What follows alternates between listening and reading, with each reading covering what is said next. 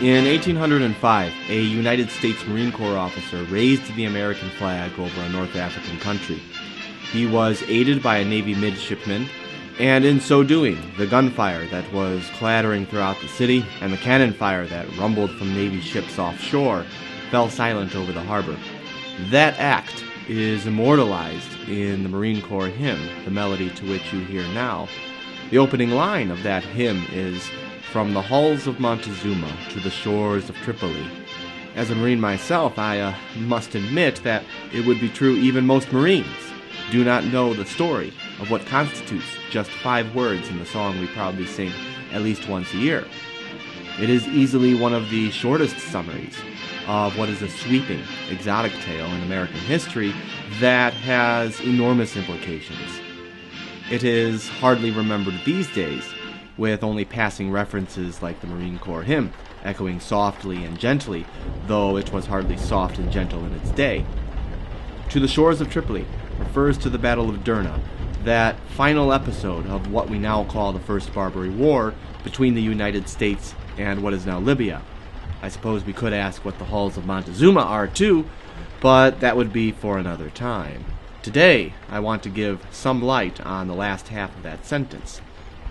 It is an extraordinary story, and quite possibly has the most colorful cast of characters of any history I've read. It would be perfect for a movie. In fact, they were supposed to make a movie about it in the early 2000s. It was written by William Monahan, was going to be directed by Ridley Scott, and starring Russell Crowe. Big Hollywood names. And despite the fact that major sets were already being built in Morocco, the project was scrapped for reasons. But that energy and momentum was rerouted for the movie Kingdom of Heaven, about the events leading up to the Third Crusade. Anyways, besides the Marine Corps hymn, there's also another curious link to the Barbary War. When I was conducting further research on this topic, I happened upon a poem written by Francis Scott Key, a name that, if you don't know it yet, you'll know it now, written in commemoration for the fighting sailors and Marines of the First Barbary War. It's a rather lengthy poem, but I have chosen this particular stanza to read. It says, "In the conflict resistless, each toil they endured, till their foes fled dismayed from the war's desolation, and pale beamed the crescent, its splendor obscured by the light of the star-spangled flag of our nation. Where each radiant star gleamed a meteor of war, and the turbaned heads bowed to its terrible glare, now mixed with the olive the laurel shall wave, and form a bright wreath for the brows of the brave." Does that sound familiar? It should. A few years later, during the War of 1812, when Francis Key bore witness to the bombardment of Fort McHenry in the Chesapeake by British warships, he was inspired to pick up pen and paper again, and he began writing what he would title the Star-Spangled Banner. He had no idea he was writing the future anthem of the United States at the time. But the thing to mention is that he repurposed much of his wording from this Barbary poem into the War of 1812 poem. So war's desolation is copied verbatim into the 4th stanza. We only ever sing the 1st stanza. Star-Spangled Flag becomes Star-Spangled Banner. A terrible glare is rewritten Rocket's red glare. And of course, the brows of the brave becomes home of the brave. Also, when he showed his Barbary War poem to a friend of his, this friend pointed out that the lines went very well with the melody to an old British drinking song called To Anacreon in Heaven. When Francis Key presented the Star-Spangled Banner to a celebration party, he had repurposed not just some of his wording, but also this melody for his new poem about the War of 1812, which we now sing along to. And of course, it's an old tavern chanty. But apart from these small references, the real reason this war should keep our attention is because it is a war of many firsts. It is the first time the United States conducts a land campaign on foreign soil. America had earlier fought the quasi-war with France, but that was in the Atlantic. It is the first time the American flag is raised over conquered foreign territory. It was the first real test of a transatlantic supply line. It is also the first time the Navy and the Marine Corps are really able to demonstrate their worth, which was not yet apparent at the time, and thus ensuring that both organizations would live a long life thereafter. In many ways, we Marines owe it to this conflict that there is even a core at all. But first, I must spend some time building context, because in history, context is everything. We may not realize it, or see it for what it is, but we are right now living in a context that drives our thinking, drives our actions, and so we must go through the context of 200 years ago at least, if we want to understand the events that happen and the decisions people make therein. We must start with the Ottoman Empire. It is an empire that is ferociously underspoken, and often shrugged away, usually as a joke about furniture, which is surprising given the fact it existed for 800 years, almost 1,000, beginning in the middle of the 1200s, and ending only 100 years ago, in the 1920s. We are so used to thinking of the Middle East as a collection of countries ruled by kings or dictators, that we forget it was up until just recently a giant, powerful empire. It is with this empire, or at least territories of this empire, that we fought our first foreign war on distant shores. That right there should keep it in our attention. And moreover, as I always say, if you want to understand the Middle East, or any region once under the control of Ottoman government, you must begin with the Ottoman Empire, because its legacy is gigantic and explains so much. The Ottoman Empire is a Turkish empire, in particular the Seljuk Turks, because there are many different Turkish peoples. They are not actually from what scholars call Asia Minor, you know it as the country of Turkey. They are originally from Central Asia, just east of the Caspian Sea, and like all peoples of the Great Steppes, the Great Plains of that area, they start off as a nomadic peoples, superb horse riders. But they eventually start migrating into what is today northern Iran, northern Iraq, where they convert to Islam and become essential military allies to the Islamic Caliph based in Baghdad. They acquire the title of sultans, which means protector or guardian in Arabic, to the Caliph, whom they serve as mercenaries and even as slave soldiers. It is a title that will later be given to the ruler of their empire, the Sultan or Sultan. And around the year 1250, their leaders decide they have enough power to perhaps begin carving their own empire, settling first on that great central plateau, the steppes of Asia Minor, recently seized from the Byzantine Empire, and which reminds them so much of home back in Asia. They can graze their horses, graze their livestock, and in many ways live as their forefathers had lived. And from that point, they begin conquering outwards. They come to rule an area that essentially encompasses 3 continents: Asia, Europe, and Africa. Of course, they come to rule much of the Middle East, old Mesopotamia, and Asia.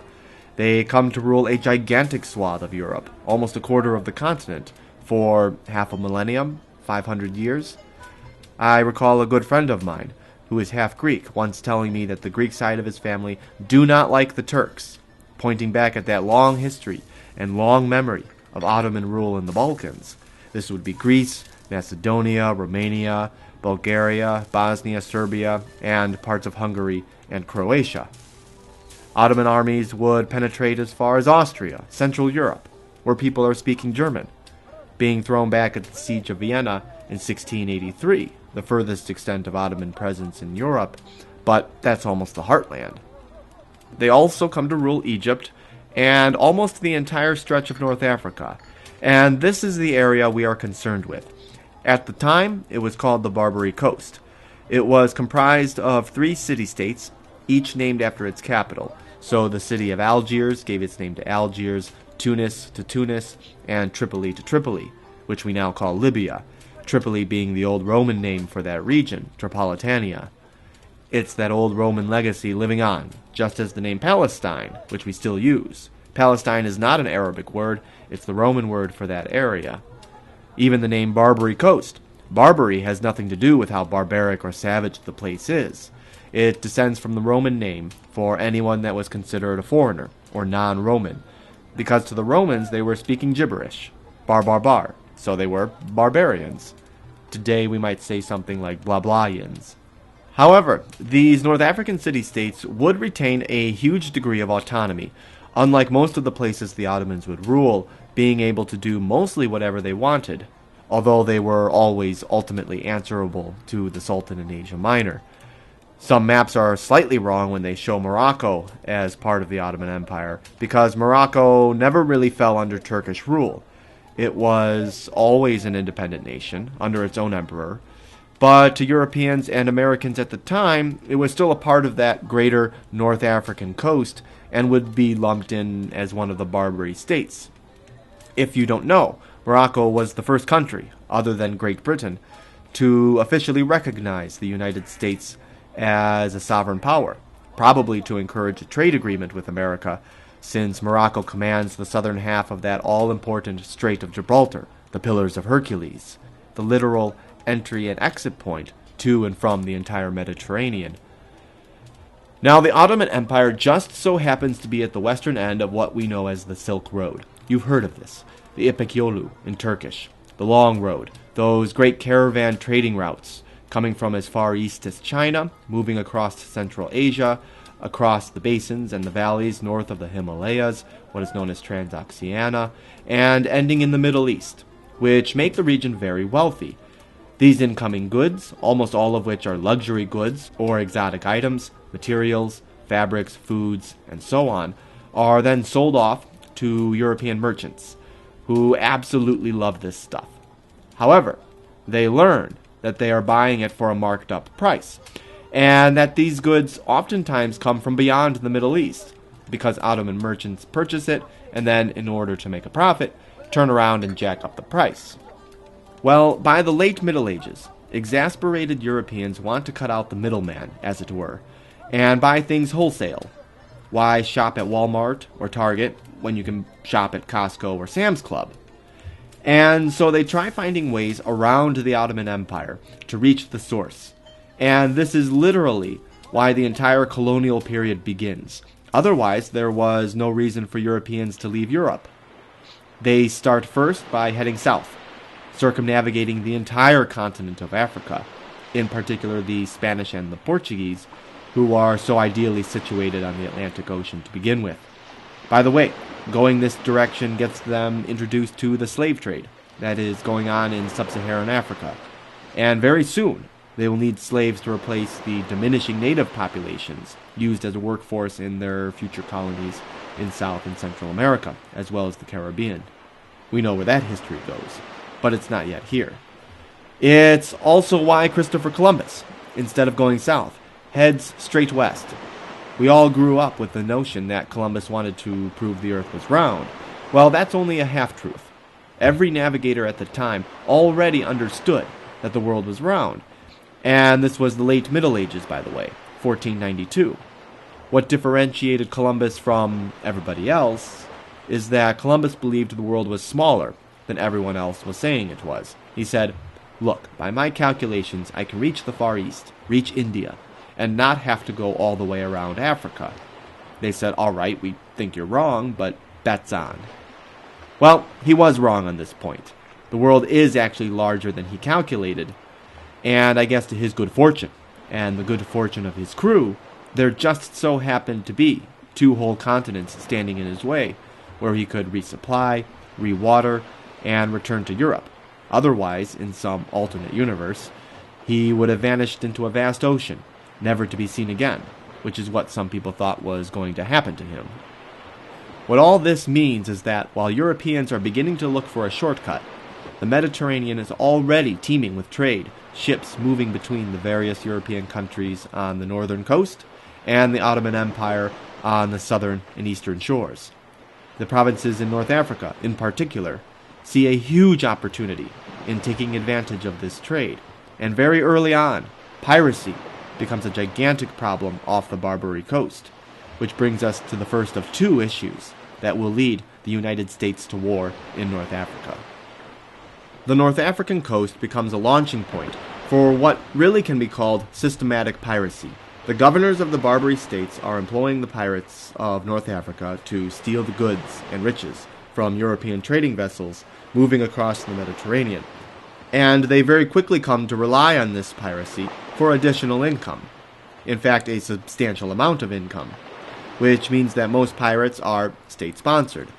These are not the free agents and independent privateers of the Caribbean, as well as South America and even North America, which you are more familiar with, and who were largely working for themselves. The Barbary pirates often follow the commands and orders of the Barbary rulers.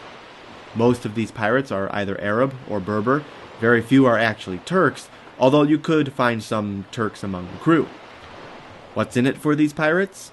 Well, they can keep a percentage of the loot and the booty that is seized, the rest of it going to the Barbary governors, as well as to sell the captured crew members into slavery, which will be our second issue coming up. But piracy doesn't end at mere theft. These governors realize over time that they can use piracy to squeeze even more cash and more prizes out of the European powers. If you pay us this much, we will call off our pirates for however long and leave your ships alone. It's an extortion scheme. As consequence, the European powers, large and small, are forced to pay hefty fees for such things as the right of passage through Barbary waters, for the freedom to use their ports, even just the right to trade with them. And mind you, there are several Barbary states, and each one must be negotiated with, so it's a difficult, frustrating, and expensive situation. Not just expensive in terms of money, but also, according to many commentators at the time, in national honor. The second issue, which I've mentioned, is the issue of slavery.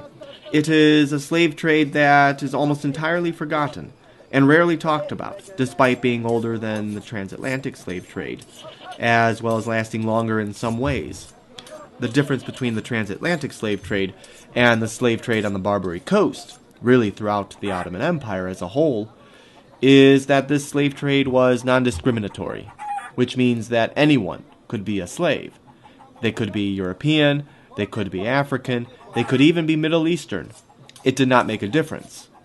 This slave trade extends for many centuries, and of course slavery in this part of the world is as old as civilization itself, going all the way back to ancient Sumer and perhaps beyond. By the time of the early modern era, the collection of Europeans in particular into the markets and households of the Barbary coast really takes the form of hostage trading and ransom farming, taking people not necessarily to keep them, although that does happen, but to see just how much their families or their governments are willing to pay for them. It is estimated that between 1650 and 1830, so almost a 200-year period, as many as 1.5 million Europeans were enslaved in North Africa alone, not including elsewhere in the Ottoman Empire. Of course, that number is also not including the other various peoples from Africa and the Middle East who are taken into bondage, numbers that I suspect would be comparable, but on its own is still a lot of people. Most of the European and American captives are taken from captured ships, both civilian and military, as well as from organized collecting raids into Europe, such as southern Spain, southern France, Italy, and so on. In fact, some of the most extraordinary raids that have been recorded demonstrate just how lucrative this business could be, and how far slavers were willing to go to collect an inventory. In 1631, an entire town in Ireland is taken captive and brought back to North Africa by Algerian pirates. 4 years earlier, there was a slave-collecting raid on Iceland, gathering between 400 and 800 individuals. And the thing to note about that is Ottoman ships are not known for being very good ocean-going vessels. They can navigate the calmer and shallower waters of the Mediterranean very well, but not so much on the open ocean. And so for these guys to clear the Spanish peninsula, move into the Atlantic, up the French coast, and proceed to Ireland and to even more remote Iceland was a gigantic risk, and to do it twice, there and back again.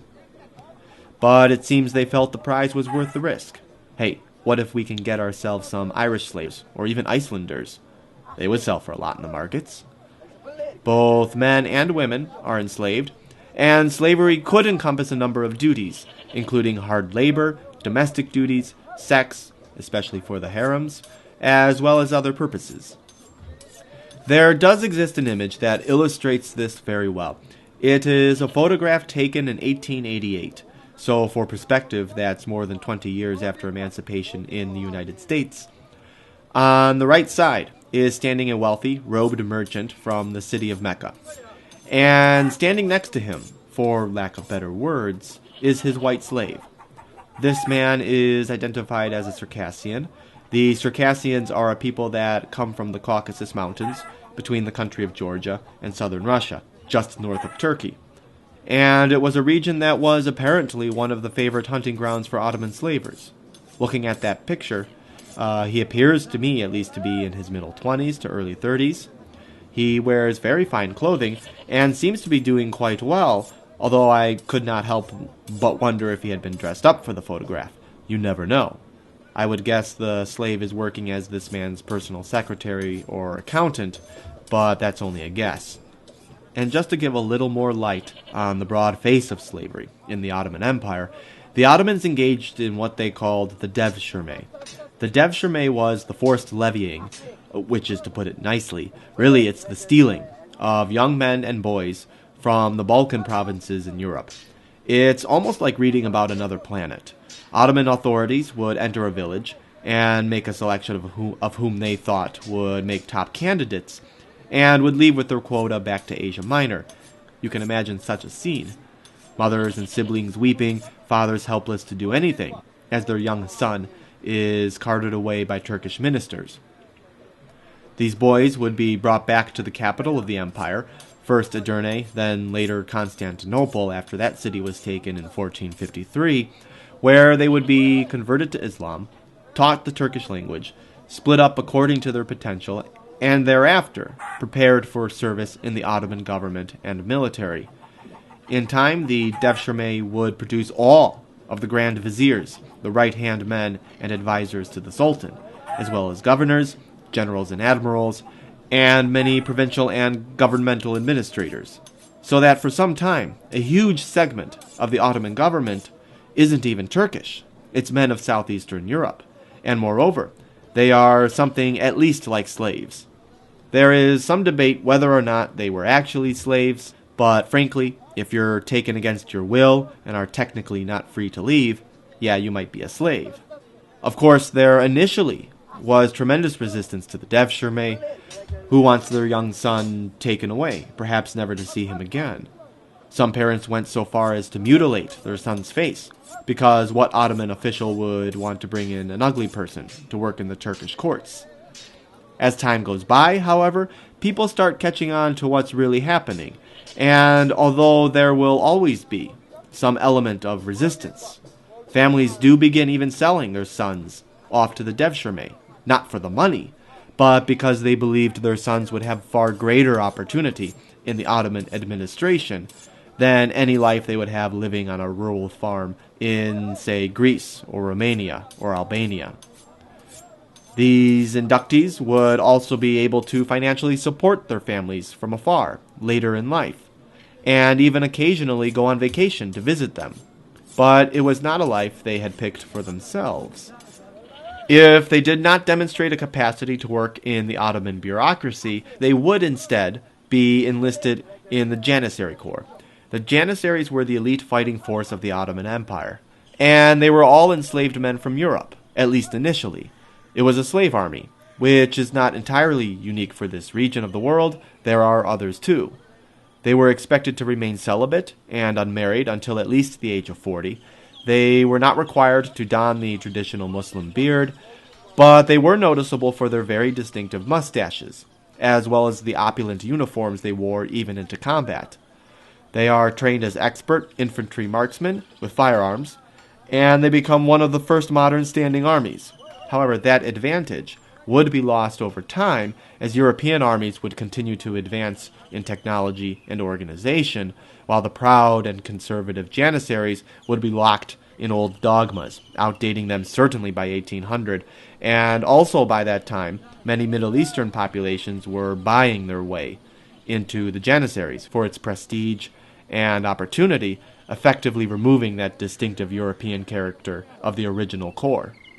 By 1700, the devshirme falls away, in fact is abolished, and the Janissaries themselves will only be around for maybe another 2 decades after the First Barbary War. Much too outdated and troublesome, even dangerous, to keep around. They would start very violent rebellions against any sort of change. So, although these things are pretty much gone by the time of our story, I wanted to share them to demonstrate the many faces of slavery in the Middle East and under the Ottomans. And as one more point of interest, while I was researching this, I could not help to wonder how slavery ended in the Ottoman Empire.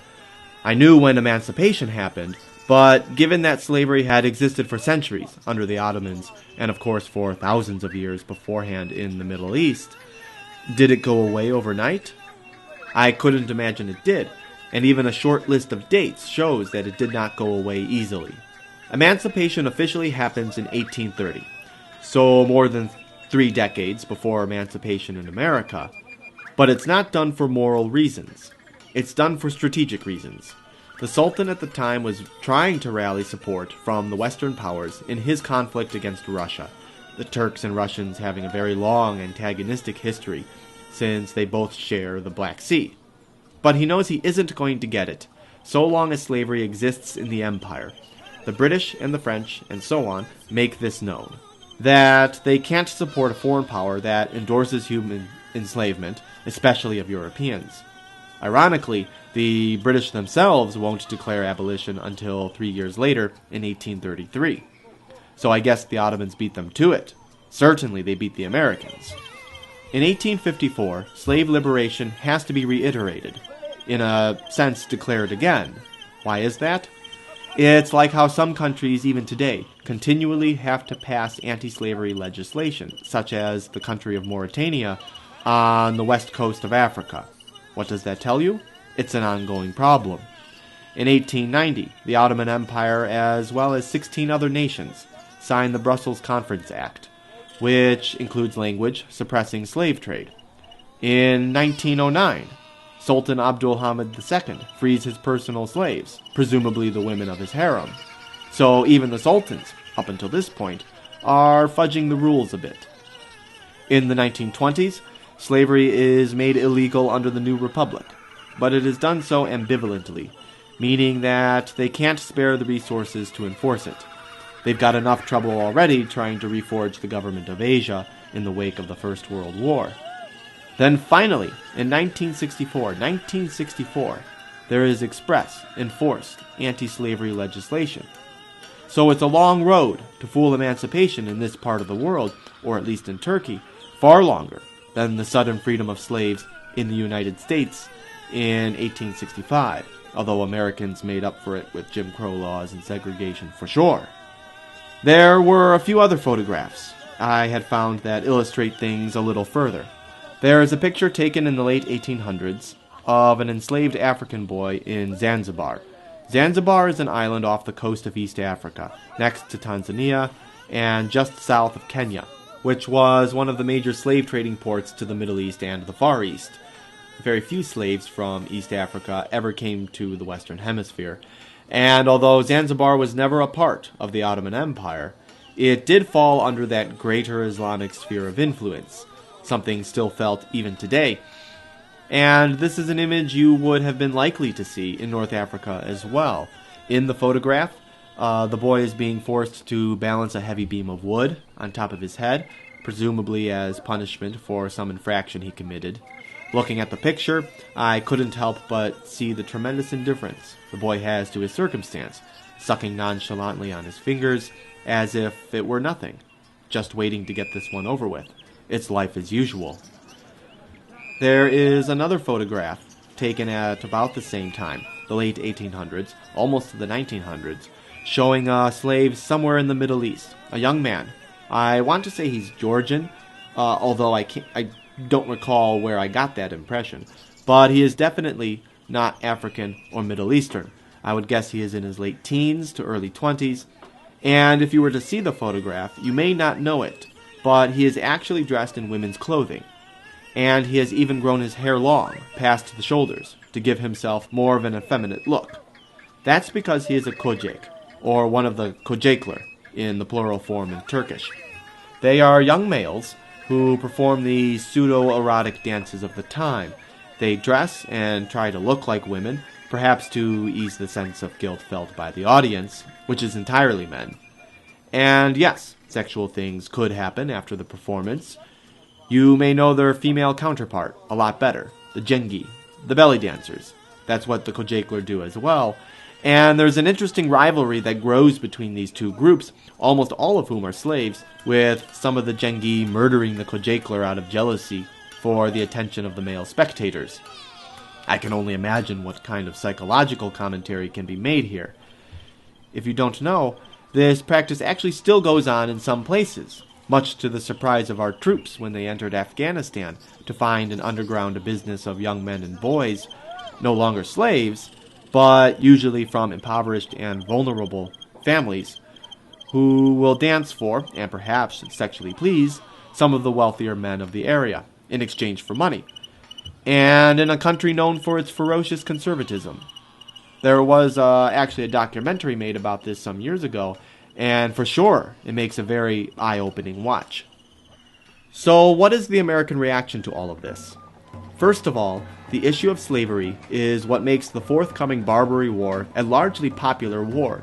People are outraged at the fact that Americans are captured into North African bondage, sometimes for life. And a great deal of literature illuminating what that life was like becomes popular reading both in pamphlet form and in the press. It should be said, because you may have already thought it, is the extreme irony of outrage at slavery. Yet, as we know, slavery is an economic institution inside the United States at the time. Though the Barbary slave trade does not lead directly to emancipation in the United States, what it does do is give abolitionists an added argument. They can point out the irony. If you don't like it over there, why do you tolerate it over here? And perhaps the greatest ripple effect, if any, of the Barbary slave trade is it does provide this context for self-reflection and aids the abolitionist movement in a small way at least. By the way, slave trading is still going on in North Africa. A video was released a couple of years ago of a slave auction in Libya, formerly Tripoli, which will be our upcoming scene of the First Barbary War. With large numbers of refugees and immigrants trying to reach Europe from Africa today, many of them, by the thousands, if not tens of thousands, get bogged down on the southern coast of the Mediterranean and are very easily scooped up by human traffickers. We politely call it human trafficking nowadays, but let's call it what it is, slave trading. Major news outlets were tipped off about it, and in 2018, CNN sent in a journalist to investigate. She was dispatched incognito and managed to get some of the proceedings on hidden camera. You can actually watch it on YouTube, and I highly recommend doing so to let yourself see this stuff for real. It's not a very good quality video, the auction happening under cover of darkness and backlit by a searing spotlight. But for sure, you can hear it. A man is brought up to the block, the auctioneer calling out the bids, and then finally declaring the sale. The exchange is made, and another is dragged in. I suspect it looks no different from slave markets 200 years ago. The only difference being slave markets in those days were very public, out in the open affairs, while trafficking today is deeply clandestine. It's the difference in legality, which has made only a nominal difference in some places of the world. But if slavery was upsetting to individuals at large, what concerns the American government the most in the last decades of the 18th century is, of course, piracy. After the War of Independence, the United States is no longer under British protection. What this means is that any treaties Great Britain makes with the Barbary states do not apply to American vessels anymore. British warships will not be escorting them, they can no longer fly the Union Jack, and they are on their own. And the Barbary states know this right away. Hey look, there's this new country on the scene that is quite weak militarily. There's not much they can do. Perhaps we can get something out of them too. And so immediately, demands of payment are made by the several Barbary states. Both of our first two presidents, George Washington and John Adams, felt the United States did not have enough military strength to strong-arm North Africa. And so tribute is paid as early as 1796. Even several ships are built as presents, since the Barbary rulers would also demand the occasional gifts alongside the annual tribute. Some of those ships would make it to North Africa, others never did. But it's under John Adams, that things begin to change. He had for a long time argued that for any government to assert itself on the world stage, a navy was absolutely necessary, and he felt the United States in particular was ideally suited for a navy. It is he, under a great deal of criticism and opposition, it should be noted, who established the Department of the Navy, and would begin the construction of warships for the United States, mostly as a build-up against revolutionary France. And with the Navy, one needs Marines too. And so John Adams reinstitutes the Marine Corps. If you don't know, the Marine Corps actually has two birthdays. There's the one we Marines all know best, the one we are taught from the beginning, November 10th, 1775. By the way, do you notice anything about that birth date? When was the Declaration of Independence written? 1776. A year after the Marine Corps, as well as the Navy and the Army, are born. What does that tell you? Well, while they were still arguing with the British royal court, colonial leaders were already gearing up for a potential showdown, just in case. But 1775 was the Continental or Colonial Marines. After the War of Independence, the Marine Corps was disbanded, and there's a good 20 or 25 year period where there is no Marine Corps. And then, under John Adams, the Marines are brought back, but this time, finally, as the United States Marine Corps, and that was on July 11th, 1798, the second birth date, when the actual USMC was created. But it happened to much controversy. There were all sorts of arguments and debates that went on concerning the recreation of the Marines.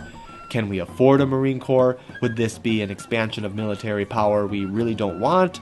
Under whose command are they going to fall? Will it be the Navy or the Army, or will they have their own command? The first commandant, William Burroughs, a businessman appointed to the post who really had no other military experience except a brief stint as a militiaman during the War of Independence, would have to pour all of his energy into keeping the Marine Corps alive against every effort to defund it, which even to this day occasionally pops up as a suggestion in Congress. Burroughs essentially gives the USMC its unique esprit de corps that still lives today. His effort to make the Corps a distinctive and elite fighting force among the other American military branches. It's why there's a Marine Corps band, a part of that original PR move to endear the Corps with the public. Marines owe a great deal to this man and to his successor, Commandant Franklin Wharton, who would continue Burroughs' fight for the Corps. And then, in 1801, Thomas Jefferson becomes president, defeating his friend and co-founding father, John Adams, by only 8 votes. Jefferson is, of course, best known as the man who wrote the Declaration of Independence.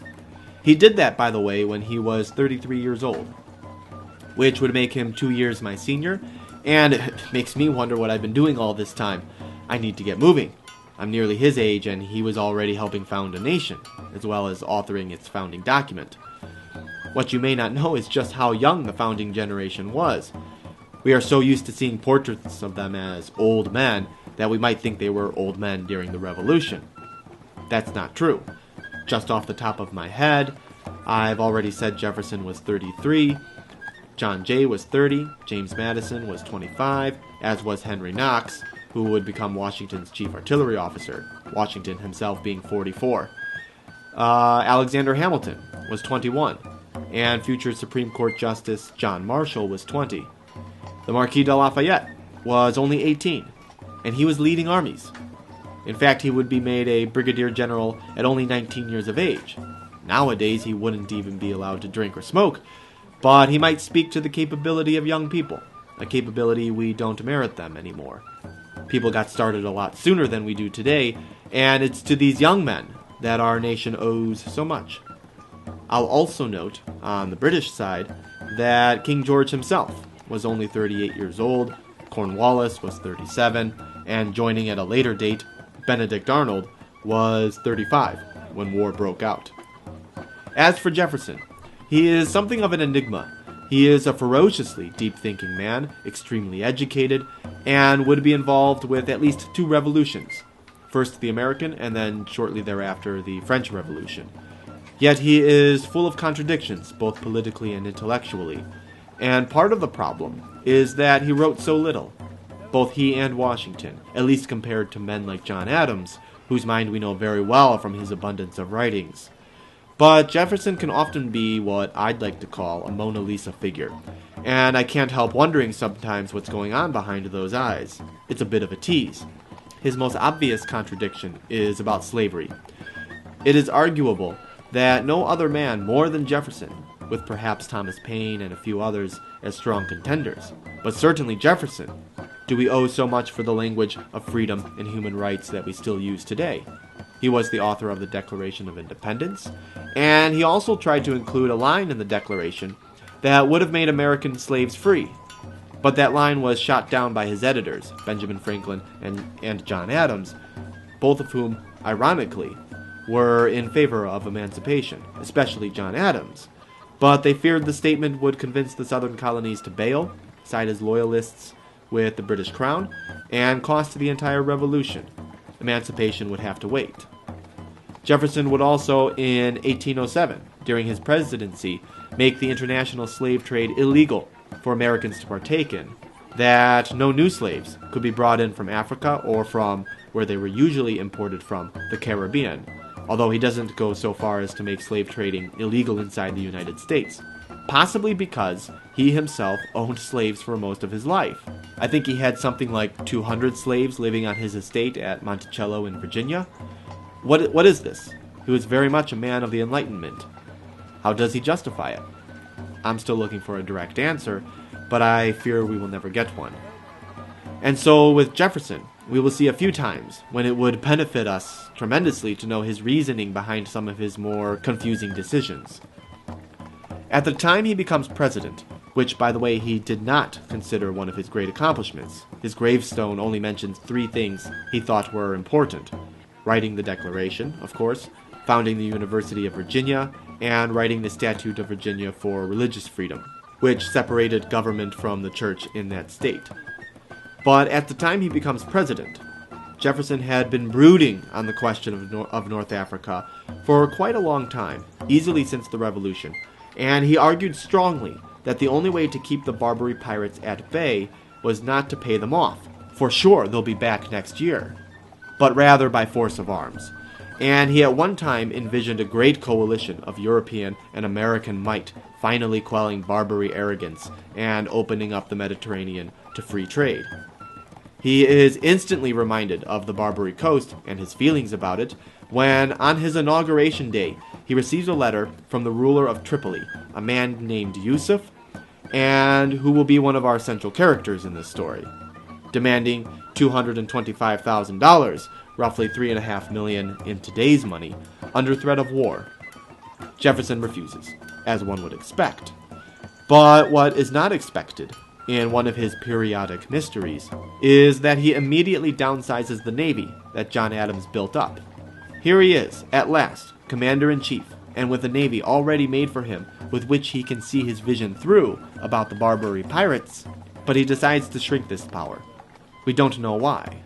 However, within a few months, as pressure from North Africa mounts, he decides this was a poor decision, and quickly starts to build the navy up again, because he is dealing with not just the various governors of Barbary, but in particular an increasingly aggressive ruler from Tripoli. This man is Yusuf Karamanli. He is the Pasha of Tripoli, again what we today call Libya. The anglicized form of this title is Bashaw.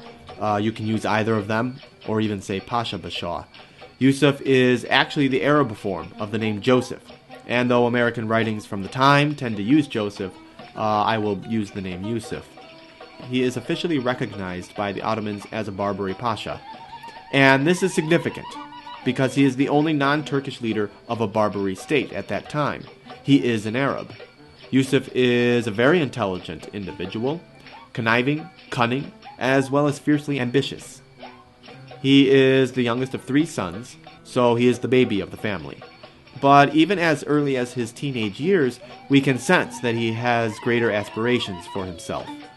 He in fact does want to rule as Pasha, but there are 2 obstacles in his way, and those would be both his older brothers, Hassan, the eldest, and Hamet, both of whom he holds deep envy for. Everything starts with a family drama that I won't get too much into, but it boils down to a dispute that the middle son Hamet had with his cousin, but it's a dispute that Yusuf uses to his advantage, and to begin positioning himself for possibly clearing the way so he can one day rule. This story culminates on July 20th, 1790, with Yusuf assassinating his oldest brother Hassan, when Hassan was still the heir apparent. Tells you what family life is like in the old Tripolitan palace. By this time, Yusuf's troublemaking had alienated him from the family, and Yusuf arranges for a peace meeting between himself and Hassan. He meets with Hassan in a private chamber of the palace, presumably to make an accord. But during the talk, he suddenly reveals 2 pistols, and shoots Hassan point blank. He actually does it in front of their mother, who was brought in to mediate the encounter, and was oblivious to Yusuf's real intentions. She had actually sat herself between them on the sofa. The first pistol misfired and exploded, injuring both Hassan and their mother. Yusuf goes unscathed. He then makes the final shot with the second pistol, before fleeing the scene, leaving Hassan to bleed out on their mother's lap. Apparently, Hassan's final words blamed their mother for treachery, although she had nothing to do with it. So you can imagine a mother's grief besides her shock. Yusuf also arranged for some of his slaves to quickly finish the job by further shooting Hassan several times in his back and then quartering him with sabers, just to be sure, before Yusuf's mother threw herself on her dead son's body. The slaves left just as Hassan's wife entered the chamber after hearing the commotion. Yusuf will then betray his second brother Hamet as well, when Hamet becomes Pasha, ousting him 5 years later on June 11th, 1795. This brings us to talk about Hamet. As I've said before, he is the middle child of 3 sons, and therefore Yusuf's second oldest brother. As the second oldest, he does not actually expect to rule, and so he is not groomed like Hassan is for one day governing Tripoli. But he's fine with this. He is not ambitious like Yusuf, and he is more than happy to sit back and enjoy the privileged life of belonging to an aristocratic family with no real responsibilities. But after Hassan is killed, and after their father dies of illness shortly thereafter, Hamet suddenly finds himself on the throne, for lack of better words because they are not technically royals, but it's one that will suit us just fine. However, he figures, well, now I'm here, I guess I'll give it my best shot, and he actually takes it up quite energetically. And then on June 11th, 1795, 6 months after coming to the throne, he is suddenly removed by Yusuf in what is ultimately a bloodless coup. It's almost funny. Hamet goes out for a horse riding excursion in the countryside, your typical wealthy Tripolitan afternoon. Yusuf moves into the palace with some armed followers, closes the gate, and declares himself Pasha of Tripoli. It's that easy, and there isn't much Hamet can do about it. He's locked outside. Meanwhile, Hamet's wife and their 3 children were in the palace at the time, and though the language is never used, it is quite clear that Yusuf keeps them there as hostages to ensure Hamet's good behavior. Look, don't do anything I don't like, or your family may come to harm. Yusuf even marries his eldest son to Hamet's eldest daughter, both of whom are cousins, to try cementing his control of Hamet, because if Yusuf were to die, and Hamet then tried to regain the throne, he would still be trying to depose his nephew, who is now also his son-in-law. I can only imagine how happy this marriage ceremony was for these 2 youths. Also, Yusuf initially tries to satisfy Hamet with the governorship of the city of Benghazi and the eastern half of the Tripolitan territory to keep Hamet under his eye, but eventually Hamet is forced into exile and flees to Tunis, where he meets the then American ambassador to Tunis in 1801. In strides our central character, William Eaton. He is the sole reason for the shores of Tripoli, the reason it exists at all, and ironically, he is not a Marine. If anything, he was an army boy. But without his outrageous personality, the land campaign against Tripoli would never have gotten as far as it did, if ever happened at all. It was entirely his personal project, but one that he believed in wholeheartedly. In 1805, the year of the Battle of Derna, and that's the year I'll use as our year 0, by which all others are contrasted.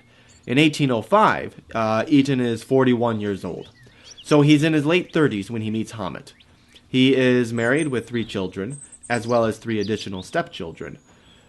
Eaton was born to a farming family in Connecticut, and his father also worked as the headmaster of a local school. which means that Eaton received a decent education. And a decent education in those days also meant knowing how to read and write ancient Greek and Latin, standards that seem to have been lost over time. As a boy, he is enthralled with the old war stories from his father, who had served on the militia against a number of native tribes. And also knowing Greek, he is very familiar with the classical mythologies, the classical histories, and takes great admiration for the ancient conquerors, like Julius Caesar, and especially Alexander the Great.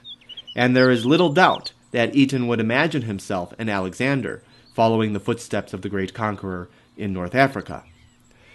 His personality has been described as eccentric, although still charismatic. He is described as brave, although a bravery bordering on recklessness. He is somewhat arrogant, only somewhat, I suppose, not fully. But thankfully he has a sense of humor.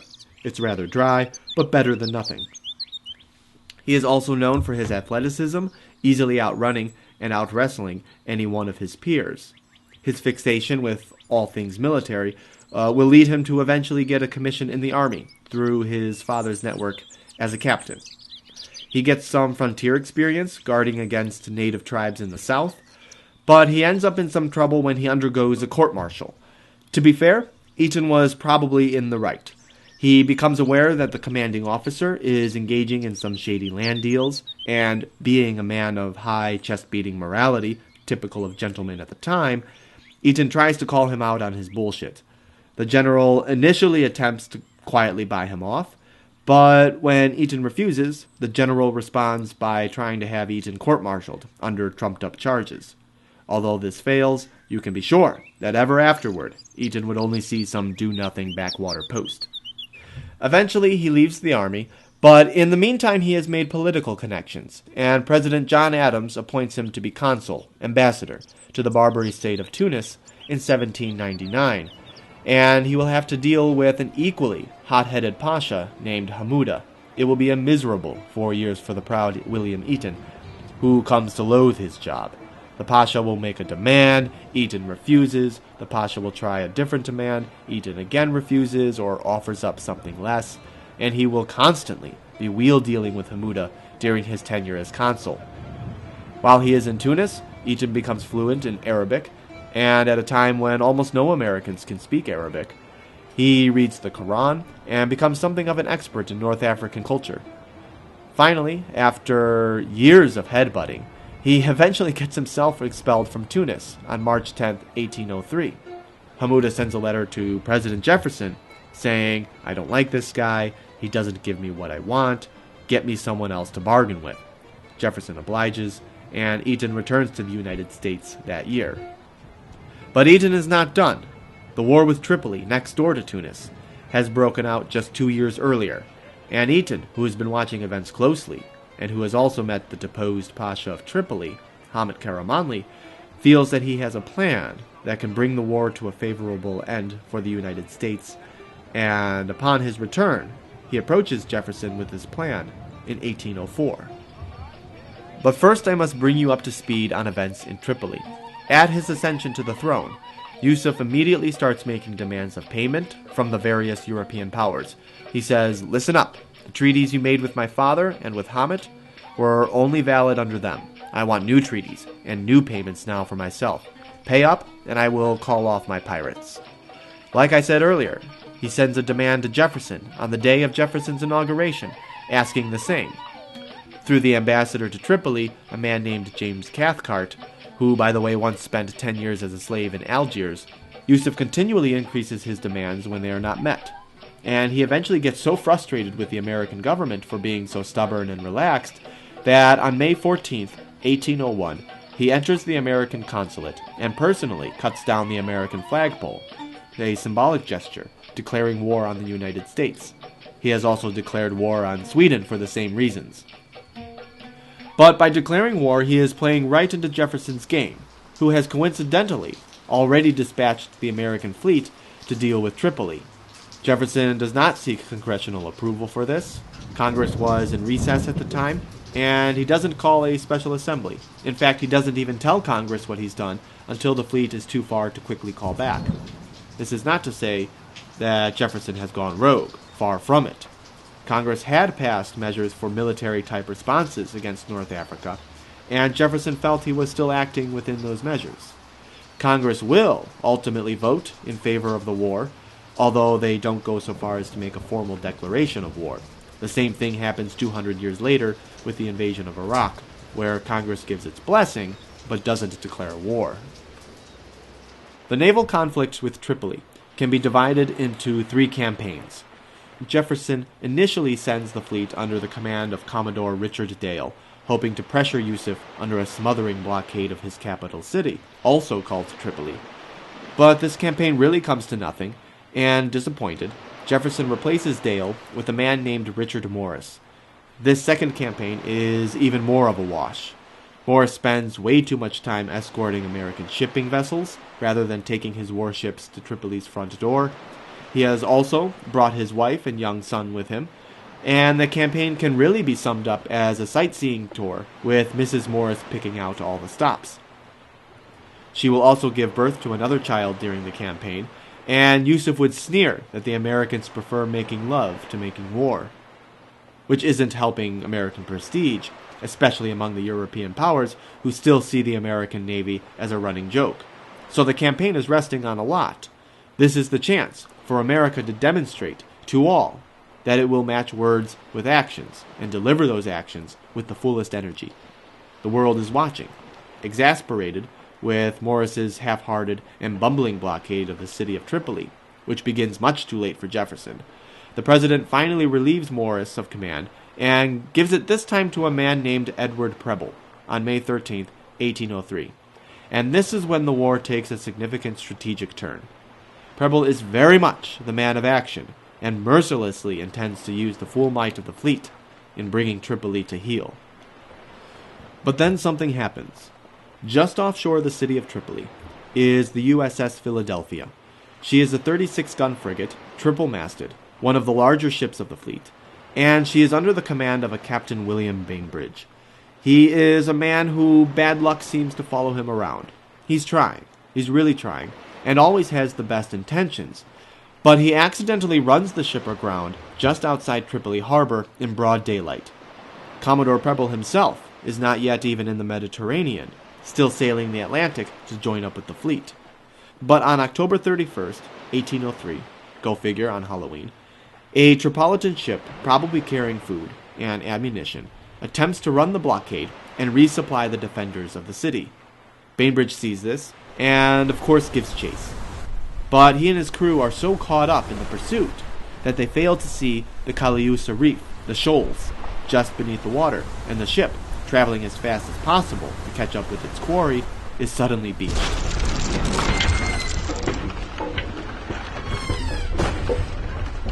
Bainbridge immediately orders the sails leaned back, the 3 bow anchors cast off, and the guns moved aft. This is trying to remove weight from the front of the ship and lift it off the rocks. But nothing happens. She's stuck fast. He then orders some cannon and other heavy articles thrown overboard, again to ease the weight of the ship, but still no luck. It's at this point that the Tripolitan defenders notice the Philadelphia is in trouble, and they quickly mount their gunboats and begin sailing across the harbor. Now time is against Bainbridge, and he orders the foremast cut down. You can imagine sailors frantically sawing and hacking away at it like they would a tree. But even after the foremast is removed, the Philadelphia still refuses to budge. As the Tripolitan gunboats begin to surround the ship, keeping at a distance but getting off a few shots, Bainbridge holds a council with his officers, and after a unanimous vote, decides to surrender the ship and her crew. There's not much he can do, although apparently some of the crew preferred to fight it out until the end. He then orders that holes be drilled in the hull, the ship's gunpowder dampened, all other weapons thrown overboard, and the sails set on fire, to eliminate anything that could be of later use to the Tripolitans. He then surrenders the ship and the crew, all of whom, including Bainbridge, are taken captive, over 300 individuals, both sailors and marines, officer and enlisted. And they are ferried back to the capital, where they will become essentially hostage slaves. As for the Philadelphia, she ironically frees herself the very next day during a high tide, and she is towed into Tripoli harbor, where the Tripolitans immediately begin repairing and refitting her. Needless to say, this is a disaster. Not only have the Americans lost an important vessel, but now Yusuf has added to his fleet a state-of-the-art, modern ship of war, and it's only a matter of time before he can start using it against the blockade. Yusuf has now also acquired over 300 American servicemen, including high-ranking officers like Bainbridge, as a negotiating point to use against Commodore Preble. These men will remain in captivity for almost 2 years, and the story of the First Barbary War has now suddenly become something of a rescue mission alongside its objective of humbling Yusuf. It isn't until a few months later that Naval Lieutenant Stephen Decatur, a man very well known in the Navy's lore, who proposes a daring mission to Commodore Preble that will finally deal with the looming question of the Philadelphia. He suggests that he lead a night raid to destroy the Philadelphia outright, trying to reacquire her being all too difficult to attempt. Preble gives him permission, and with a hand-picked raiding party of some 60 men, conducts the night raid on the night of February 16, 1804. They board a Tripolitan vessel renamed the Intrepid, which had been seized by the blockade months earlier, and which the Tripolitans were unaware was in American hands. Decatur was hoping they would be mistaken as a blockade runner, and they approached the Philadelphia under cover of darkness, completely unsuspected, hiding their collection of explosives and flammables. When one of the Philadelphia's new crew members shouts out for them to identify themselves, Decatur has his interpreter shout back that they are a friendly ship, and need to tie up alongside the Philadelphia because they had lost their anchors in a gale. Hesitant at first, the watchman allows them to do so. But as the Americans come beside the frigate, he suddenly realizes what's going on and sounds the alarm. Decatur and his men quickly board the ship and engage the Tripolitan crew with their swords, having brought no pistols or rifles with them so as not to alert the defenders in the city. They soon dispatch the crew, plant their explosives, and bail out on the Intrepid, just as the Philadelphia goes up in smoke.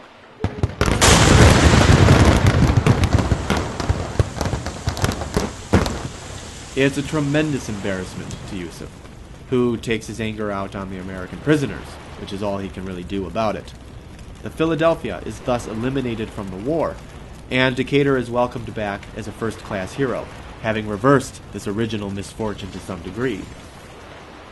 At this point, Preble takes the war to Tripoli's front door, ferociously blockading the city's harbor, and even conducting a campaign of bombardment to hasten Yusuf's decision.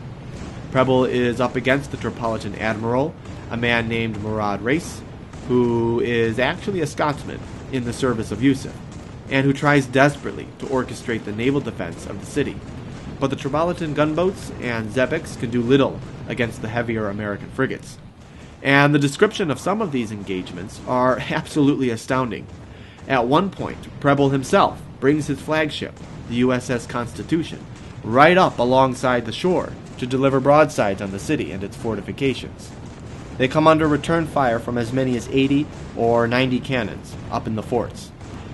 And the nearest I can relate to you from personal experience is my presence in 2013 for the 150th anniversary reenactment of the Battle of Gettysburg in Pennsylvania, with over 10,000 reenactors partaking, all wearing period uniforms, using period weaponry, and they also had with them over 100 Civil War cannons there, which would make it the largest such gathering of these weapons since the war itself.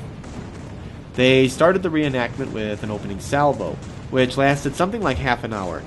I suspect a lot longer than they planned, but with so many cannons going off, the air just becomes electric, brimming with energy. You can feel it on your skin, even though they weren't firing cannonballs and maybe using half or less of the amount of gunpowder required. Even still, it's a sensation I won't forget, and I can only imagine how much more intense the battles were, especially Preble's daring do into Tripoli harbor. Marine Private William Ray, who is among the prisoners held inside Tripoli, and to whom we owe a great deal for keeping a thorough diary during his imprisonment, giving us not just a perspective from the Tripolitan side of battle, but also life among the prisoners. And in one entry he tells us how his Tripolitan guards and taskmasters feel about Commodore Preble. He writes that Preble was considered a prodigy of valor and dreaded as a minister of destruction. A moniker that I think very well sums up Preble's conduct of the campaign. Life aboard the ships, however, is far from easy. The two types of cannon you are likely to find aboard these vessels are the 8-pound and the 24-pound guns. This is in relation to the weight of the cannonball and has nothing to do with the weight of the cannon. The cannons themselves are many times heavier. The 8-pounders weigh as much as 1,500 pounds, and the 24-pounders are something like 3 tons. So you can imagine just how exhausted the sailors and Marines would be after hours-long bombardments, having to heave these cannons back into place every time they are fired. If you've seen the movies, you've seen how fast these weapons recoil, and so they can be as much as 3 tons, lurching back at you. You had better be off to the side, and no doubt in the chaos of battle, there were accidents. For the Marines, let alone the sailors, it is exhausting work, and there is very little sleep once battle was opened, or once chase was given against a blockade runner. Those pursuits could last all day, even several days, because these are not particularly fast ships. It's like watching snails race each other. And often shifts for Marines are 2 hours on, 2 hours off. There's no time to get decent sleep. At one point, a Marine private, William Williams, thank you Mom and Dad for that name, is caught dozing off during one of his shifts, and he is court-martialed. Preble originally wants to have him executed. Goes to show what NJPs could be like in those days. But after Williams explains the sleepless situation to the board, they reduce his sentence to 50 lashes, which means being stripped before the crew and essentially tortured as a lesson while everyone watches. They later reduce his punishment to only 12 lashes, so Williams just barely gets off easy. But he was not alone in his fatigue. Meanwhile, in the city, the blockade has successfully cut off all incoming supplies from the sea. As the months go by, people begin to starve en masse. They eat whatever they can procure, roots, herbs, even oats from the stables if you could find them.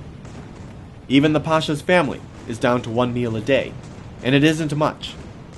To make up for lost revenue too, Yusuf is forced to raise taxes, which drastically reduces his popularity among a population that is already frustrated with his inability to do anything about the American blockade. And both he and his city are nearing the breaking point. The stress is so great, in fact, that Yusuf himself suffers a seizure, collapsing in his palace on November 4th, 1804. This is still at a time when people living outside of Western medical practice still believe that epilepsy was possession by demons, by jinns in the local lore. It's where we get our word genie from. And so nobody is able to help him, some too afraid to get involved. Even Yusuf's magician, his soothsayer, is unable to do anything. And so they bring in the Philadelphia's surgeon, Jonathan Cowdery, to heal him, which he does. So, with some irony, it is an American who saves Yusuf, and thus the war goes on. However, back in the United States, Jefferson has only heard of the tragedy of the Philadelphia, which tells you how long it takes for news to travel back and forth across the Atlantic. And he knows nothing of Preble's subsequent successes. He thinks, my God, I have yet another failed campaign.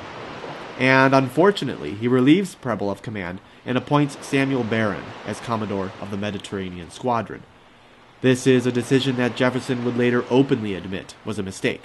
If only he had known just how well the campaign was going, he would never have replaced Preble, who returns to the United States under much fanfare.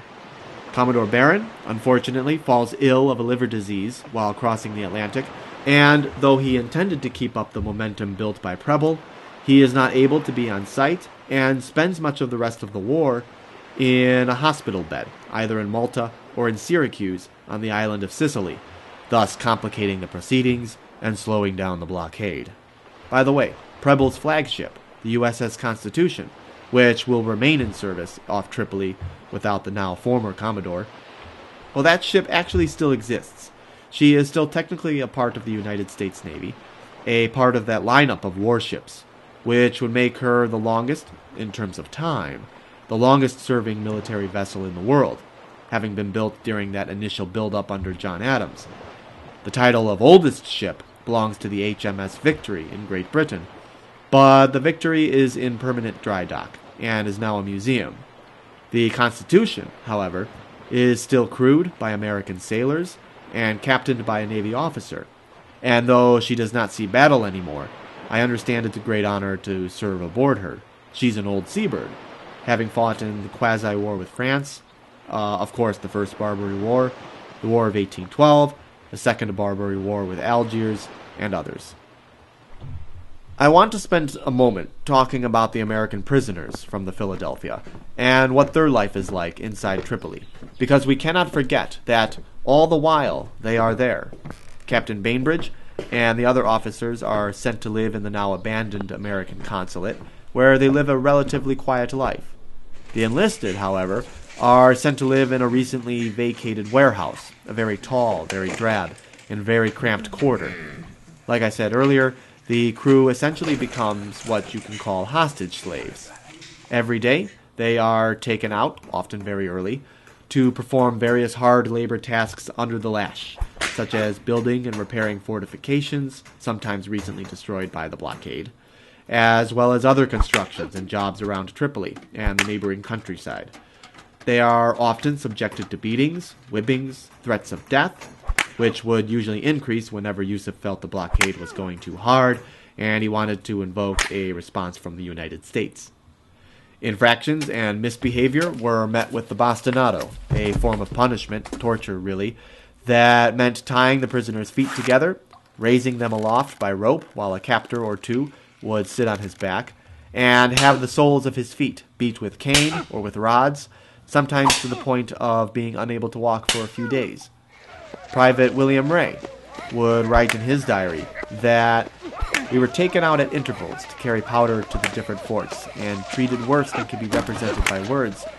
They would place a barrel of powder on a man's back and make him run every step without resting from the castle to the batteries 3/4 of a mile, with a driver behind him dealing blows at every breath, amidst the pelting of stones from the soldiery and every insult and indignity that could be offered or endured.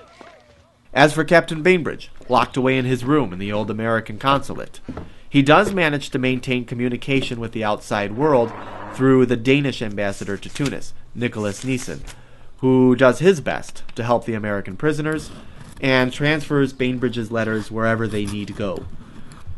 Bainbridge, of course, knows that Yusuf's censors read the letters coming to and from his desk, and so he would write his real messages using lime or lemon juice. If you've seen the movie National Treasure, they find an invisible message on the back of the Declaration. Well, that's the same thing Bainbridge is doing. He also manages to acquire a line of credit for the prisoners to use so they can barter for food whenever on their working parties. Otherwise, it is likely they wouldn't be eating. The city itself is starving, and Yusuf has declared that food can only be sold to Tripolitan citizens, perhaps to make life more miserable for the prisoners, as well as the pressing need to control rationing for all. The prisoners very often have to live on no more than a handful of bread a day while doing days-long hard labor, and no doubt they become deeply emaciated. From the time they are seized on the decks of the Philadelphia to their ultimate release at the end of the war, the crew will spend 582 days in this type of life. 6 will ultimately die either of disease, abuse, or malnutrition. 5 will actually convert to Islam, perhaps in a desperate attempt to curtail their captors' abuse against them. Interestingly, these 5 will actually choose to stay in Tripoli after their release. Of course, during the crew's imprisonment, they concoct plans to escape, though no action ever truly formulates. There is tension among the prisoners themselves, particularly with a Swede who had been serving on the Philadelphia, this being a time when you did not need to be a citizen to serve on a Navy vessel, and crews would be comprised of more than just Americans. A Swede who would antagonize his fellow crew members by trying to find favor with their jailers, often at their expense. They would also organize a food strike, on at least one occasion, to procure more food for themselves. They know that Yusuf needs them for negotiations, and actually cannot lose them. They use this to their advantage wherever they can, but the payoffs will only ever be tiny, and life will remain unbearably miserable. Meanwhile, in 1801, William Eaton, still consul to Tunis, has encountered Hamet. He has heard the ex-Pasha's story, and he believes that Hamet can be reinstated to the throne of Tripoli, not just for strategic reasons, but also because Eaton believes it would be right and just to do so. And he leaves Tunis boldly promising Hamet that he will try to return with American military support. When he arrives in the United States in 1804, Eaton approaches President Jefferson with his solution to the Barbary War, which is to support Hamet in regaining his rightful authority over Tripoli and overthrow Yusuf.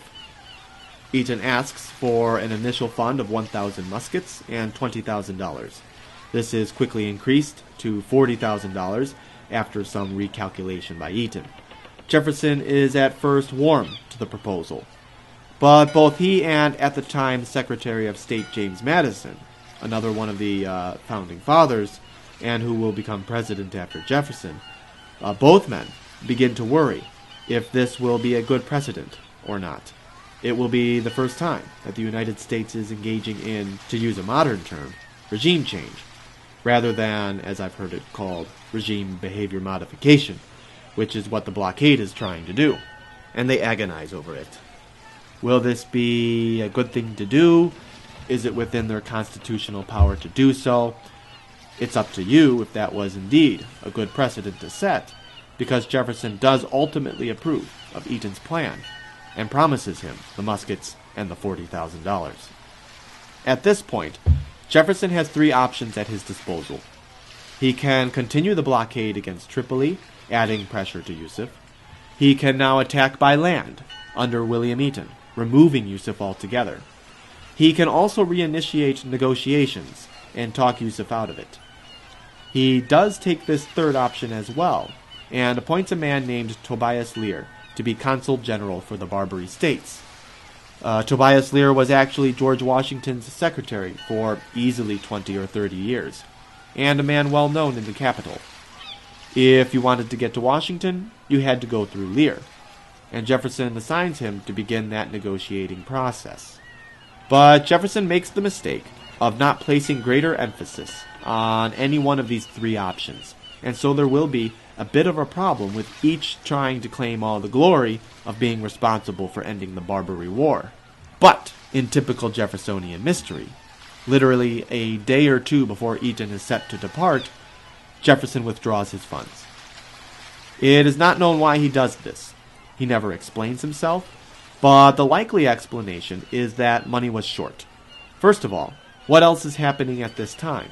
The Napoleonic Wars are going on, and much of Europe is embroiled with keeping back the growing power and conquests of revolutionary France under Napoleon. America has declared neutrality, and there was a tremendous effort by both Presidents John Adams and Thomas Jefferson to keep the United States out of that conflict. But as a result, trade with Europe has been hampered. Those tariffs, those import taxes, are just not coming in, and the expense of the Barbary War itself is beginning to worry Jefferson. Moreover, just a year or two earlier, Jefferson made the Louisiana Purchase. If you don't know, we acquired our western states from Napoleon. Napoleon himself is short of funds for his own war effort. His war against Britain is going on, and also Napoleon is contemplating a military invasion to quell the slave rebellion on what was then called Saint-Domingue, now called Haiti, under the extraordinary black leader Toussaint Louverture. And Napoleon needs cash. So he sends a letter to Jefferson saying, "Hey, I have this huge section of North America I really have no use for. Would you be interested in buying?" Jefferson jumps on it. For one, it will give him that all-important port city of New Orleans at the mouth of the Mississippi. He hopes, too, that so huge an acquisition will increase the United States' prestige on the world scene. And he's also going to get it for bargain price, something like 3 cents an acre, and even though it's many millions of acres, making in totality a hefty sum, Napoleon could have sold it for a lot more. And in one stroke, Jefferson more than doubles the size of the nation, acquiring everything from the Mississippi River down to New Orleans and west to the Rocky Mountains. Thinking on this, I couldn't help realizing that, in some way, without meaning to do so, the United States may have helped fund some of Napoleon's war effort. But Jefferson doesn't care where the money is going. He wants that Western territory. By the way, as yet another point of curiosity, when Jefferson dispatched Meriwether Lewis and William Clark to investigate what exactly he had just purchased, and the Lewis and Clark expedition will be going on at the same time as William Eaton's expedition across North Africa, Jefferson gave them some special instructions, and among those instructions were to keep an eye out for mastodons, and if possible, bring one back to the capital. And this would be betraying yet another passion of mine, which is paleontology. Mastodons are an extinct species of hairy elephant, similar to the mammoth, albeit smaller, and they once existed over much of North America. Even here in Illinois, where I live, you will occasionally see an article about some farmer or construction crew that has stumbled on the bones, the tusks, the teeth of one of these animals while, say, plowing a field or digging a retention pond. Completely unfossilized. That's how close in time these creatures are to us. And Jefferson himself, very much a man of science, or as it was called at the time, natural philosophy, had some of these tusks and teeth in his private collection, and he suspected there may still be some of these animals living in the American West. Tells you how much of a mystery most of North America still was at that time, and it was only 200 years ago, very short in historical terms. Jefferson was also in a rivalry with the French thinker Georges-Louis Leclerc-Buffon, who believed that the North American atmosphere would produce only pygmies and degenerates and feeble offspring of all species, including people, something that annoyed Jefferson very much, and he was always out to prove that wrong. He once even shipped a dead moose across the Atlantic and had it dropped on Buffon's front doorstep to make a statement. You see, look at this massive animal that lives here. What do you have to say to that? And if only Jefferson could get his hands on a living mastodon. In any case, money was short, and Jefferson withdraws his funds from Eaton's expedition. But he doesn't tell Eaton not to go, thereby at least giving some tacit approval, and Eaton sets sail for North Africa, hoping that he'll instead receive support from Commodore Barron. By the way, he does actually leave with an official title made just for him. Eaton is officially the naval agent for the Barbary Regencies. It's a title with absolutely no power. In fact, he isn't even paid for it, so there's no salary either. But it keeps Eaton happy, and he wears it proudly, frequently signing off with it. When he arrives off North Africa, Eaton asks Commodore Barron for 100 Marines to assist his campaign. Eaton thinks this is a simple logistical question, but it's actually more complicated than that. For one, the Marine Corps is not an entirely independent organization. It won't even be until the 1820s that Marines are given ranks with equal authority to the other military branches. At this time, the Marine Corps falls under a hazy joint command between the Navy and the Army, meaning that when Marines are aboard ship, they fall under the Navy's command. When Marines are on land, they fall under the Army's command. And to convince the various captains of the Mediterranean squadron to potentially give up their Marines is just not going to happen. Moreover, at this time, there are roughly 400 Marines in service, 300 of whom are off the coast of North Africa, and so in effect, by asking for 100 Marines, Eaton is asking for a full third of all the Marines available to Barron. Barron predictably refuses, but Eaton does manage to secure the assistance of at least one Marine in particular. This Marine is Presley O'Bannon. In 1805, he is 29 years old, born 1776, and is roughly 10 years younger than Eaton. Not much is known about his early life. Record-keeping just wasn't what it is now, other than the basic things. He went to school, could shoot and hunt well, and he was apparently an avid musician. In fact, he would have his violin with him while on campaign with Eaton, and could often be heard playing in his tent in the evenings. The record really begins in his young adulthood, when he takes up a job as a tax collector. But he fails miserably. He doesn't succeed in collecting any taxes, and decides it's just not for him. However, through his father's network, he secures a commission with the newly formed Marine Corps, where he excels as an officer, always to the praise of his seniors. In some way, you can say he found his calling. By the time he meets Eaton in 1805, he is a first lieutenant, and they encounter one another while Eaton is en route to Egypt aboard the USS Argus, which has been assigned to Eaton and is under the command of Master Commandant Isaac Hull. O'Bannon is immediately impressed with William Eaton, as well as his intention to bring the war onto land, and he will become devotedly loyal to both the man and the mission. Eaton convinces Isaac Hull to assign O'Bannon to him, and O'Bannon also brings with him 7 of the Marines in his charge. So, though it isn't 100 Marines, like Eaton had hoped for, he's got something. However, there's an initial obstacle to the mission, and it's amazing that Eaton was able to sell his idea as much as he has, because he actually doesn't know where Hamet is.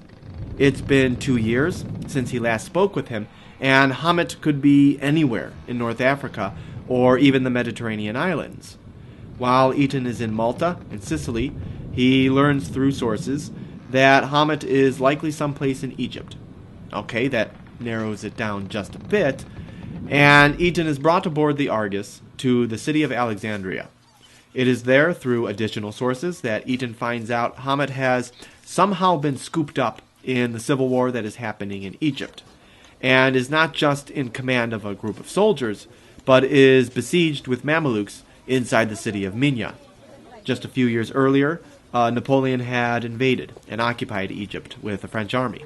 After he left, there was a power vacuum in which the Mamelukes, another one of these slave armies, and one that had ruled Egypt before the Ottomans came, tried to assert their power over the region, while the Ottomans were trying to do the same.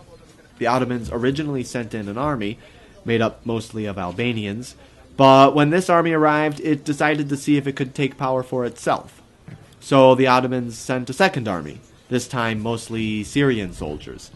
And there's a war triangle going on between these 3 armies, each fighting the other, and somehow Hamet, with little else to do, got involved with the Mamelukes.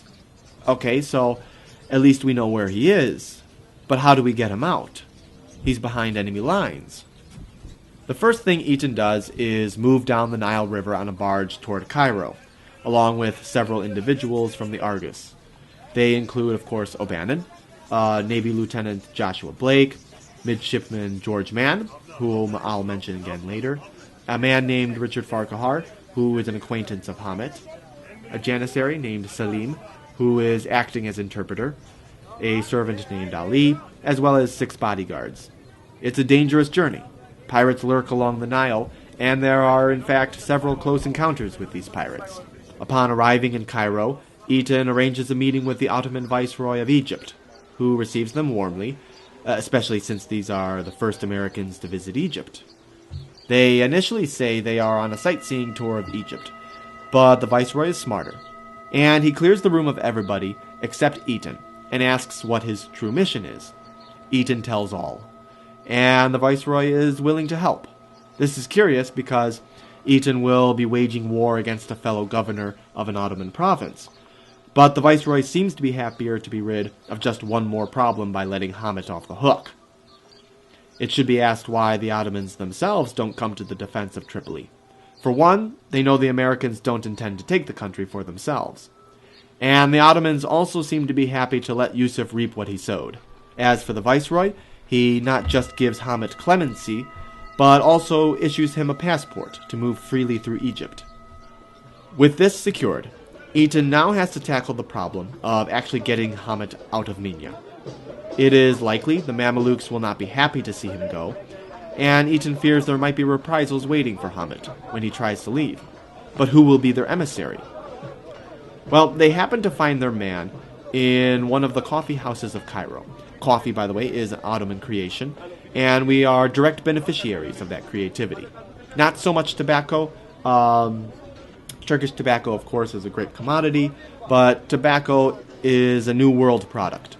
But its introduction to Turkey will lead to the invention of the hookah, and smoking while drinking caffeinated coffee will become a favored lounging activity in the Middle East and North Africa. So anytime you go to Starbucks or Dunkin' Donuts for your daily dose of caffeine, think Ottoman Empire. Anyways, their man actually finds them, and he introduces himself as Jerome Eugene, working under the alias of Leitensdorfer. I want to spend a moment telling you his story, because it is an outrageous biography. He is a man of many faces, many guises, many names. His actual name is Gervasio Prodasio Santuari. He is in his 30s when he meets Eaton, and is fluent in English, Italian, French, German, Turkish, Arabic, and the North African street language that is something of a blend between a lot of these languages. He was born in 1772 near the Austro-Italian border. His parents initially wanted him to become a priest, but the celibate ecclesiastical life is just not Leitensdorfer. And he quits the priesthood, marries a local woman, and joins up with the Austrian army.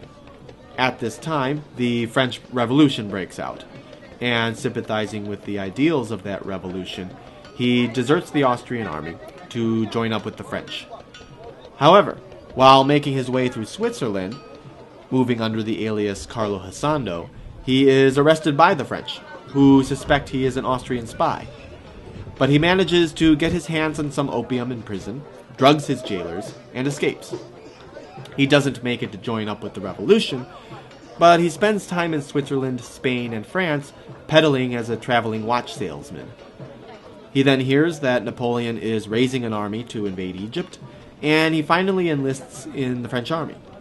But as soon as they land in Egypt, which by the way would be the largest amphibious assault until the Second World War, he immediately deserts the French and joins up with the British army, with whom he owns and runs a coffee shop for British officers, a sort of officers' club. He also marries a local Coptic woman, either forgetting or ignoring that he has a wife in Italy. When the British leave in 1801, Leitensdorfer goes to Messina on the island of Sicily and joins a friary as a Capuchin monk.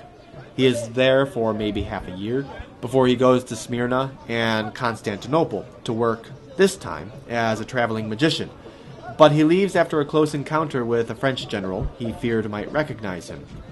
To escape, he joins up with the Turkish army, which brings him back to Egypt, but he deserts only to pop up again in Constantinople, this time as a dervish, using the name Murat Aga.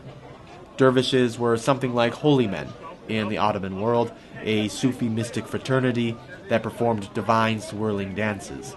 To keep up appearances, Leitensdorfer converts to Islam and actually circumcises himself with his own razor, the circumcised penis being, like in Judaism, the sign of a true Muslim. He spends some time wandering the Black Sea with a traveling band of dervishes, selling Quranic quotations, and building up his reputation for magical powers. He then receives a letter from the Pasha of Trebizond on the southern coast of the Black Sea, asking him to heal the Pasha's blindness. Well, Leitensdorfer knows he's full of bullshit, but it's a chance at cash, and he goes to the Pasha anyway, chanting incantations and whirling around the Pasha in an elaborate dance, and then asking him to drink a potion of milk and lime that Leitensdorfer himself had made. He collects his payment and quickly gets out of there with a caravan, only to receive a letter the next day from the Pasha, thanking Leitensdorfer for healing his blindness. He then decides to go on a pilgrimage to Mecca, but only makes it as far as the city of Jeddah, before encountering the Scottish explorer Lord Gordon, who hires him as an interpreter, and he spends some time with Gordon's expedition, exploring Abyssinia, Nubia, and finally back to Cairo, and then to Alexandria, where by now his very angry Coptic wife finds him and demands a divorce. Leitensdorfer is happy to oblige. Now divorced and out of work, he hears that a man named William Eaton is looking for someone to send on a very dangerous mission, and he applies.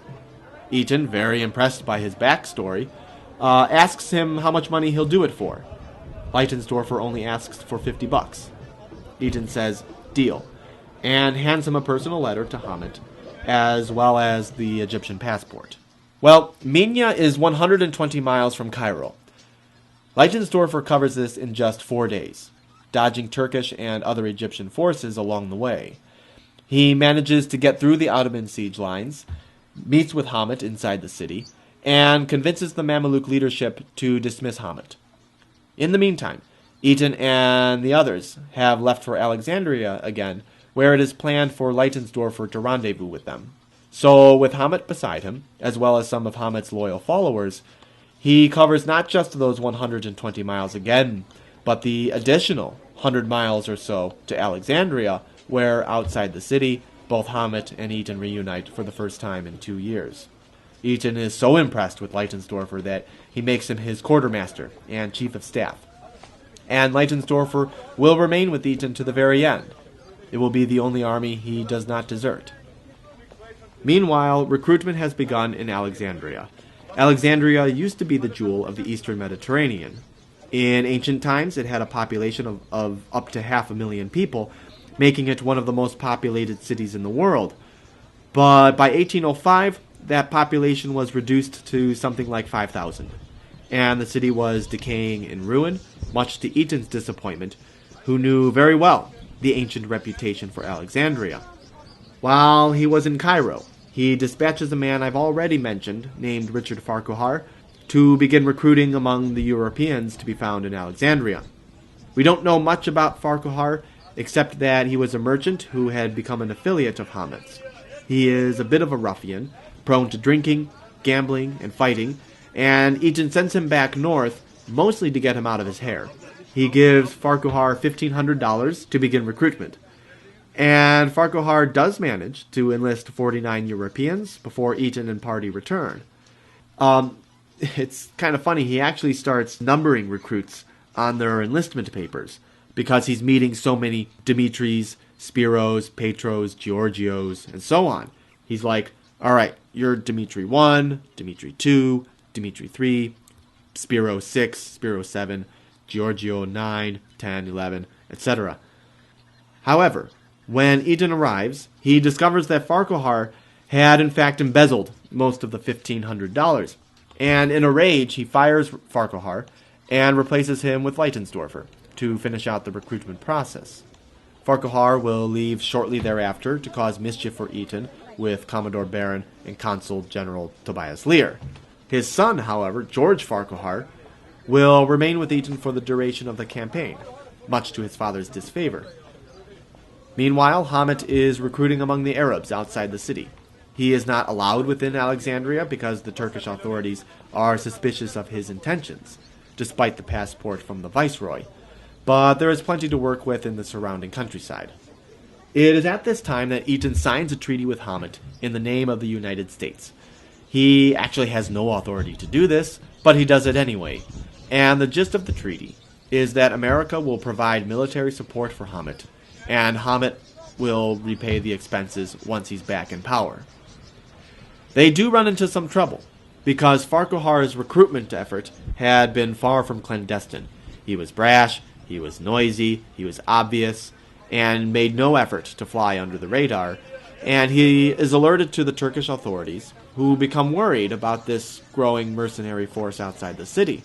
More importantly to them, they want to know if any Turkish deserters have joined up. So they send a squad of soldiers to investigate Eaton's camp. O'Bannon and his handful of Marines block the Turks outside the camp, and after a brief standoff and argument, the Turks back off. The next day, they return in company strength, but still the Marines bar the way. The Turks will finally come back a third time, in battalion strength, and yet the Marines hold. And when O'Bannon orders his 7 men to fix bayonets, the Turks decide it isn't worth the bloodshed and retire, leaving Eaton and Hamet to their own business.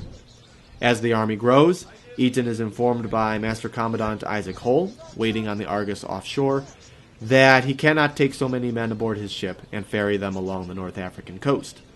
This isn't too much of a disappointment, since both Eaton and Hamet foresaw something like this, and were already contemplating a land march into Tripoli. Hull's refusal decided this for them. To take a quick look at the composition of this army, of course at the top of the hierarchy are Eaton and Hamet. Eaton has promoted himself to general. Up until now he was of the custom to wear the local garb, robes, sandals, a turban, foreshadowing Lawrence of Arabia, but he has somehow now acquired a general's uniform and hat, which he will wear for the rest of the campaign. There are also several sheikhs with them. Yes, it's pronounced sheikh, not sheik, like milkshake. These are leading men in Arab society, and there is one in particular who will be a constant problem, named Omar il-Tahib.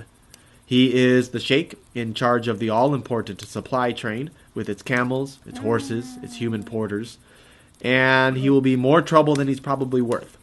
But Eaton was stuck with him, and almost all of the turmoil in the army will be traceable to Il-Tahib. Among the Americans, there are the 8 Marines. Lieutenant O'Bannon, of course. There is also a sergeant named Arthur Campbell, who has been recently promoted from corporal, specifically for this mission.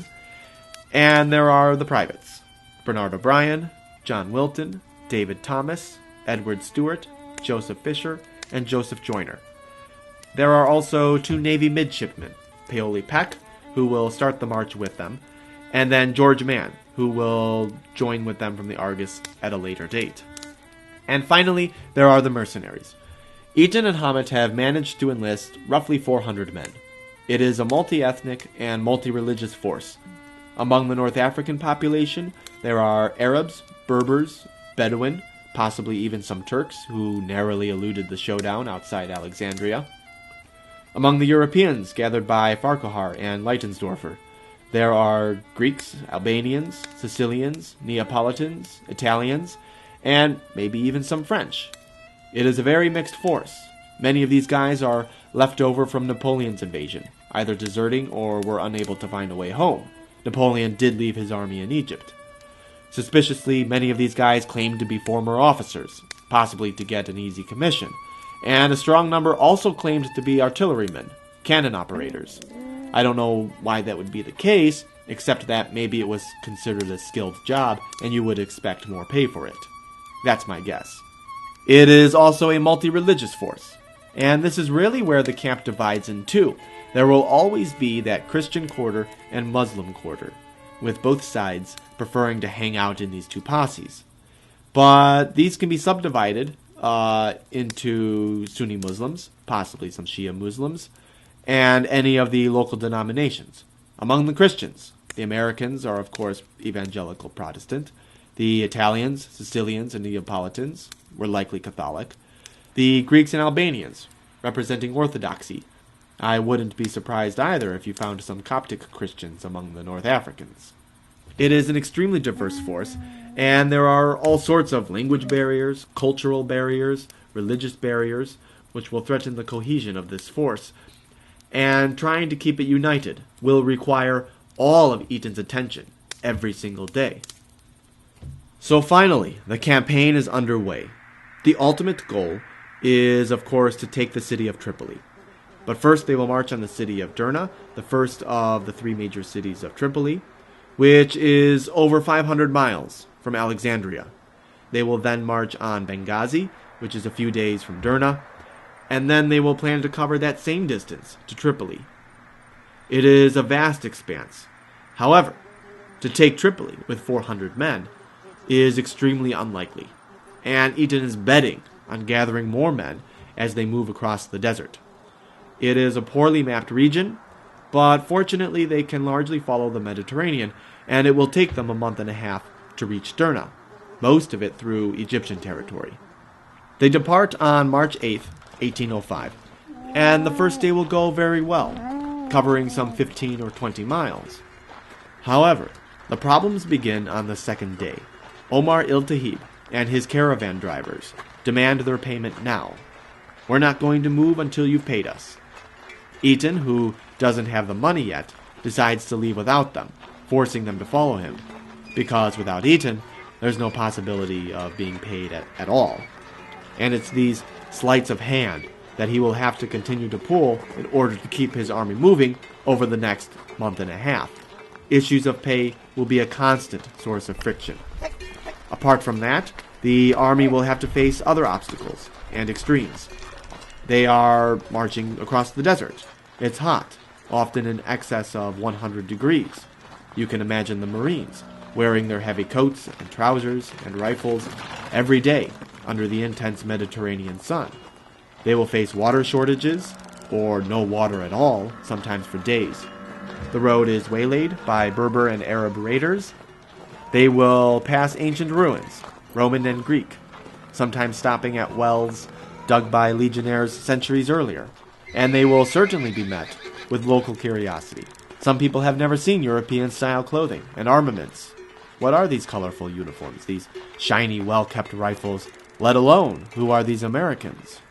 Most people have never heard of them. For example, years earlier, Captain Bainbridge, now prisoner in Tripoli, was once forced by the Pasha of Algiers, in another bad luck incident, to deliver the annual Algerian tribute to the Sultan. His American warship was loaded with goods, exotic animals, even black slaves, to deliver to Constantinople. And when he arrived in the harbor, the portmaster asked Bainbridge his country of origin. He said the United States. The postmaster said he never heard of it. And so Bainbridge relayed a concise history of the colonies and the War of Independence. The postmaster, taking all of this in, suddenly blurted out, "Oh, the New World," a statement with implications larger than its few words. It's these sorts of things Eaton and his army will encounter.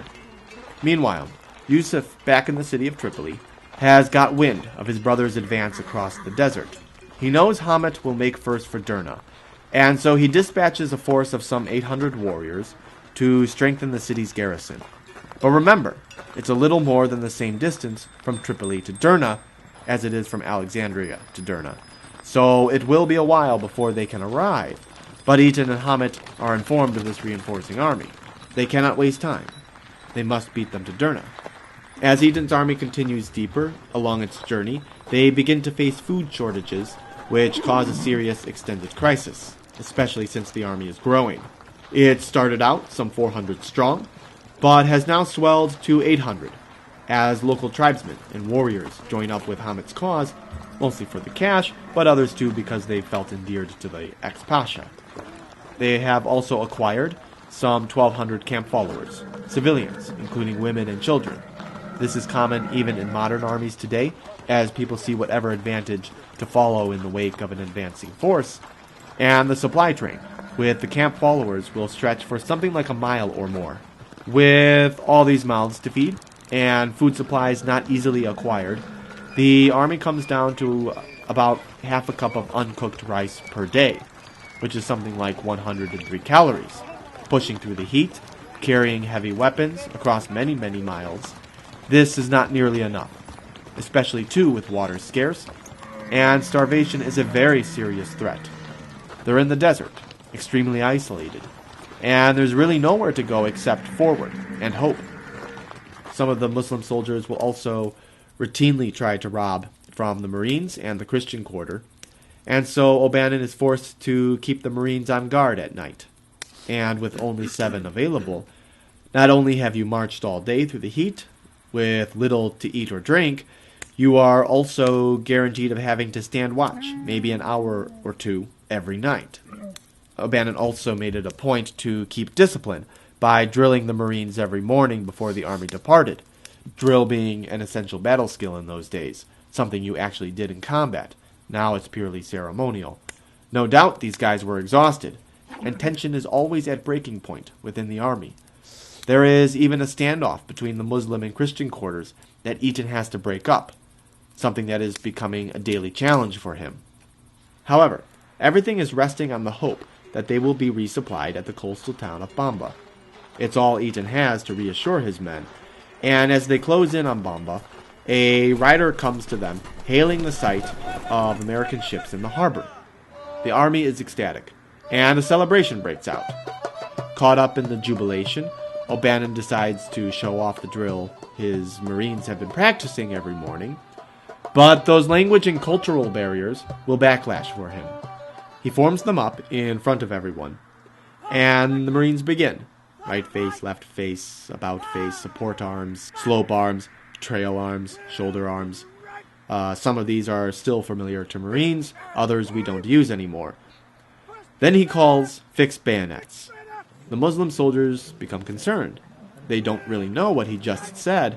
They only see the Marines facing them with their muskets affixed. O'Bannon then orders charge bayonets, and panic spreads. The Arabs and Berbers scramble for their weapons. Shots are fired. No Marines are injured, but George Farquhar is almost hit by a musket ball before the situation is finally cooled. But it's a close call for everyone. On April 16th, they at last arrive at Bamba, starving, tired, and thirsty. but still to much excitement, and they look out toward the Mediterranean, searching for ships. But there are no ships. There's nothing but open salt water. The army is completely dismayed. They have no food, no water, and no pay yet. Even Hamet has had enough, and he resolves to give up the campaign and return to Egypt. Eaton tries to talk him out of it, but Hamet waves him off. Eaton quickly has some campfires lit to signal for Isaac Hull, but this isn't enough to persuade the army to stick it out. And then the next morning, literally as Hamet is mounting up to leave, a spotter calls out that sails are visible on the horizon. It's Isaac Hull with the Argus. The army is rejuvenated again in this roller coaster of emotions. Lifeboats from the Argus ferry over supplies to the shore, and the army finally gets fresh food, water, more ammunition, and, most importantly, they are paid. Eaton immediately distributes the money, although there's controversy as Sheikh Omar il-Tahib pockets more than his share, and Eaton has to force him to cough it up. Nonetheless, the army is reinvigorated, prepared now to carry on, and they finish out the last 60 miles to Derna, finally arriving in sight of the city on April 25th. So here we are, at long last. Eaton and Hamet are now looking down at their first major objective from nearby hills. Derna is a city of at least several thousand people. It's one of the few settlements that still has its old Roman grid system, most others having built over it long ago. Derna lies along the Mediterranean to the north, where the coastline is largely a lane of sea cliffs and outcroppings. It is defended by an old stone fortress that towers above the shoreline, and has access to the only true beachfront that's there. Mounted on the walls are cannons, shore batteries, that point out across the bay. This castle will be Eaton's primary military objective. To take the city, he must have the fortress. Through some intelligence gathering, Hamet and Eaton are able to establish roughly the friendly scenario. Most of the city seems to be in favor of Hamet, at least in the two western districts. The eastern third of the city, however, is largely pro-Yusuf, and of course, that's precisely where the fortress is located. Nothing can be easy, so advancing through that district will be moving through unfriendly territory. On this eve of battle, Commodore Barron has rather generously provided 3 ships to back up Eaton under the command of Isaac Hull, and they position themselves offshore. Of course, Hull has brought with him the Argus, his 26-gun brig, and the largest of the vessels present. He also has with him the Nautilus, a 12-gun schooner, and the Hornet, which is a 10-gun sloop. And the plan is to have these ships provide artillery cover for Eaton's army, a sort of combined land-sea attack. Aboard the Hornet are 2 field cannons procured for Eaton. Coming alongside the sea cliffs, they only have enough time to hoist one of these cannon up the precipice, because, in other bad news for Eaton, he learns that the consul general, Tobias Lear, has initiated talks with Yusuf in Tripoli. Eaton also has on his mind that reinforcement army, sent maybe a month ago by Yusuf, the whereabouts of which are unknown, and Eaton does not know how soon they will arrive. So time is very much against him, and he does not want to delay his attack, and a single field piece will have to do. He originally wanted 4 cannons. He was gifted 2, and now can only make use of 1, but it's better than nothing. On April 26th, Eaton sends a letter into the city for the governor of Derna, a man named Mustafa Bey, and the letter essentially says, look, be a reasonable man, surrender your forces, join up with us, and you'll be given some cushy job in the new government. Mustafa sends the letter back to Eaton with his response scrawled at the bottom. It simply says this: my head or yours. Says it all. Eaton knows what he has to do. The next day, April 27th, 1805, Eaton attacks the city. The plan is for Eaton and the infantry to assault the fortress from the east, moving along the Mediterranean, which will cover their right flank. Hamet will lead his cavalry, now almost 500 strong, and attack Derna from the south. He will begin with Eaton, then break off to the left, swing around and up into the city, with his primary objective being the governor's palace. He is then to join Eaton in the assault against the fortress if it hasn't been taken by then. They get into position around 2 in the afternoon. Eaton wanted to attack far earlier, but as we in the military know, nothing ever goes according to plan. First blood is actually spilled by the Tripolitans. The cannons in the fortress open fire on the 3 American warships in the harbor. The Hornet has been situated only 100 yards offshore, which is astounding to me because 100 yards is nothing. She's right there. In fact, she is so close that she is using what's called grape shot and canister shot, which is stuffing a cannon full of little iron balls, and when it's fired, it acts like a shotgun. That's how close she is. The Nautilus is about a half-mile east of the Hornet, and the Argus is floating maybe a mile from the Nautilus, which tells you the range that these cannons have. I can recall being invited by a friend whose father was a member of a reenactment group that portrays a Union artillery battery, and he brought me out to a range just south of DeKalb, Illinois, for a live fire exercise. They had their pair of Civil War cannons there, and it's true. You can see the cannonball whip across the grass, bounce along the ground, and hit its target. However, after a while the police showed and told them they had to stop because cannonballs were bouncing up the berm and going through someone's garage door maybe half a mile away. Of course, the ships immediately return fire, and those broadsides start thundering across the harbor. Eaton then begins his attack, moving his infantry on foot toward Derna. But they get bogged down just outside the city as the garrison greets them with musket fire. By Eaton's own estimate, they were outnumbered 10-1, which means that at any given time you had 10 or more guys, perhaps even 20 or so, shooting at you. Musket balls snap all around you, kicking up spurts of dust and sand, and cutting through the air. And you must remember, everyone is using smoothbore muskets, which have an effective range of only 70 or 80 yards before the musket ball curves away to do whatever it wants. So you're close enough to see your enemy's faces. Perhaps you can even hear them shouting to each other through the cacophony of battle. At this point, Hamet breaks away with his cavalry to make that sweep into the city from the less guarded south, 500 riders kicking up dust and sand and rocks, letting off their muskets as they approach the streets. I imagine it's difficult to reload a musket on horseback, so it's likely you can only get off your single shot, maybe a second one, before you must rely on your swords for combat, bringing your horse within striking distance of the enemy, who may or may not have to reload. One of the things to point out is just how invisible 19th century battles become. Muskets and cannons expel a tremendous amount of smoke, and within minutes, the battlefield can be almost totally obscured, not just by the exhaust of firearms, but so too with the dust clouds raised by advancing cavalry. Meanwhile, Eaton is getting agitated. He wants to maintain momentum and knows Hamet will soon be closing in on the governor's palace. But Eaton's infantry are still stuck under smothering rifle fire from the city. His single cannon from the Hornet has been going off nearby, operated by some Greek artillerymen. But one of them accidentally leaves the ramrod in the cannon, and it goes sailing over the city, and there are no ramrods to replace it.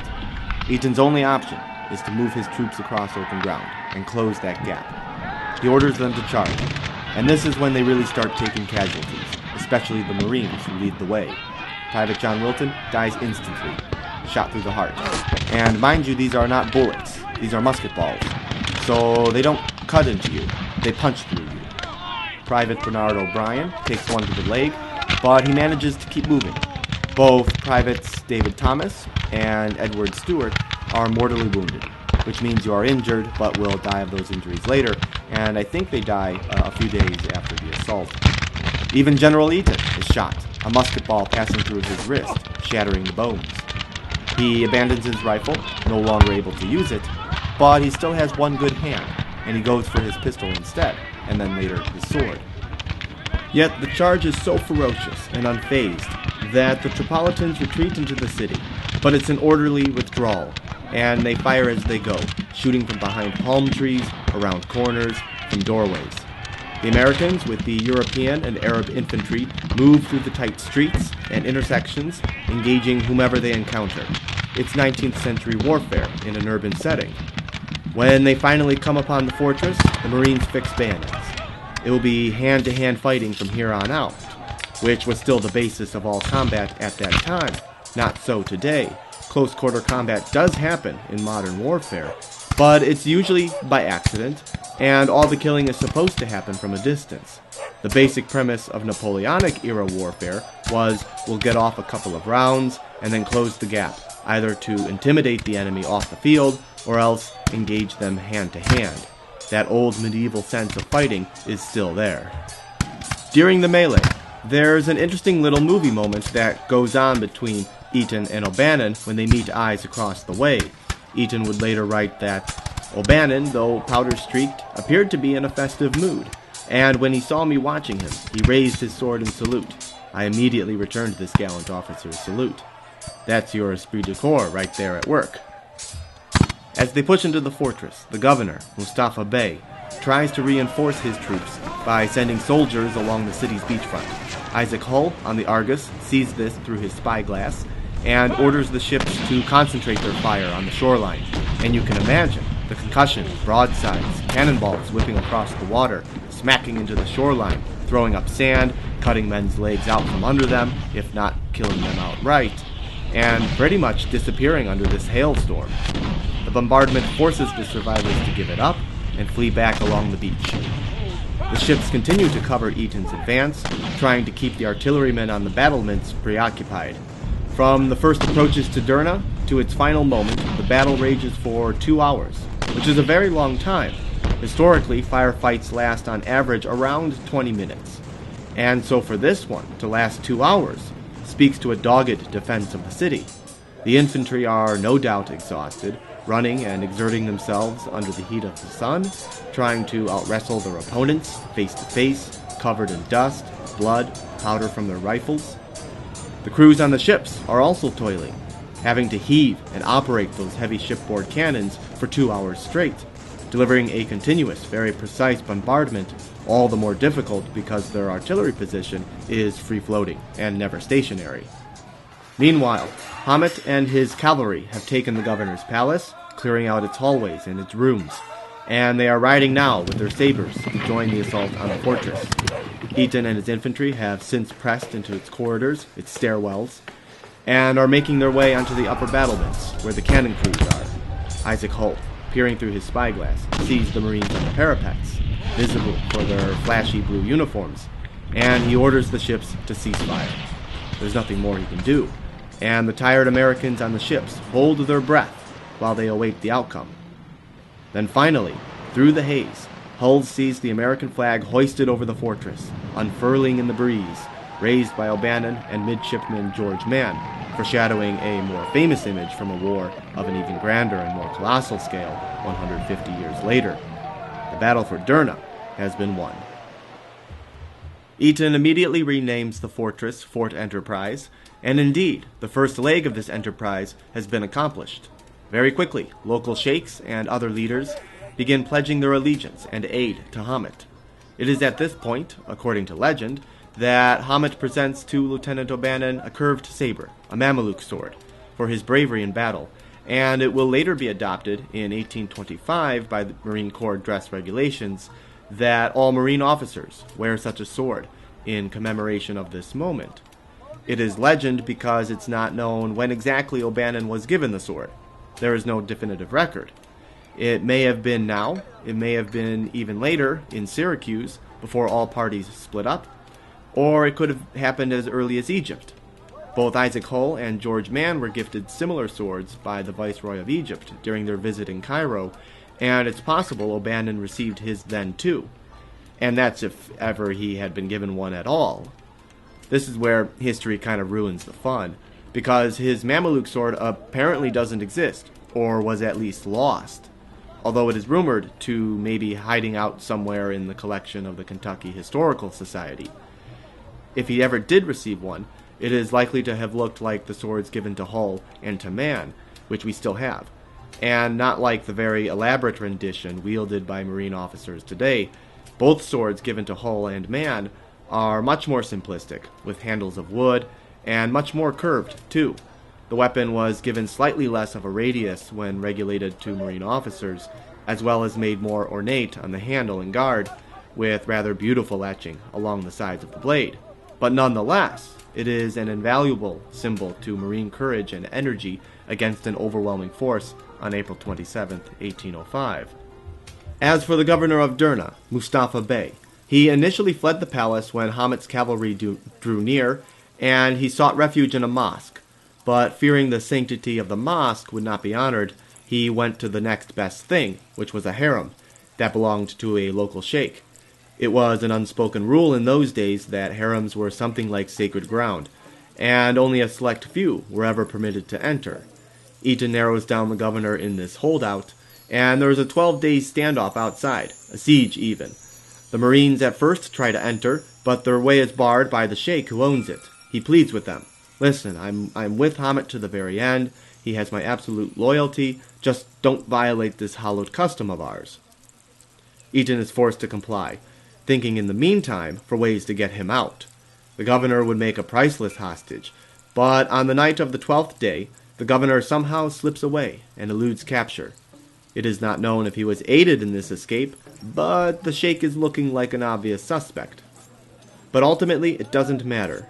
If Eaton doesn't have a governor, he does have a city. He writes to Commodore Barron, requesting more resources and funds, because we're not over yet. Derna is not the primary objective. Eaton must still press on toward Benghazi, and then the real prize, Tripoli. However, on May 12th, that reinforcement army sent by Yusuf finally arrives outside the city.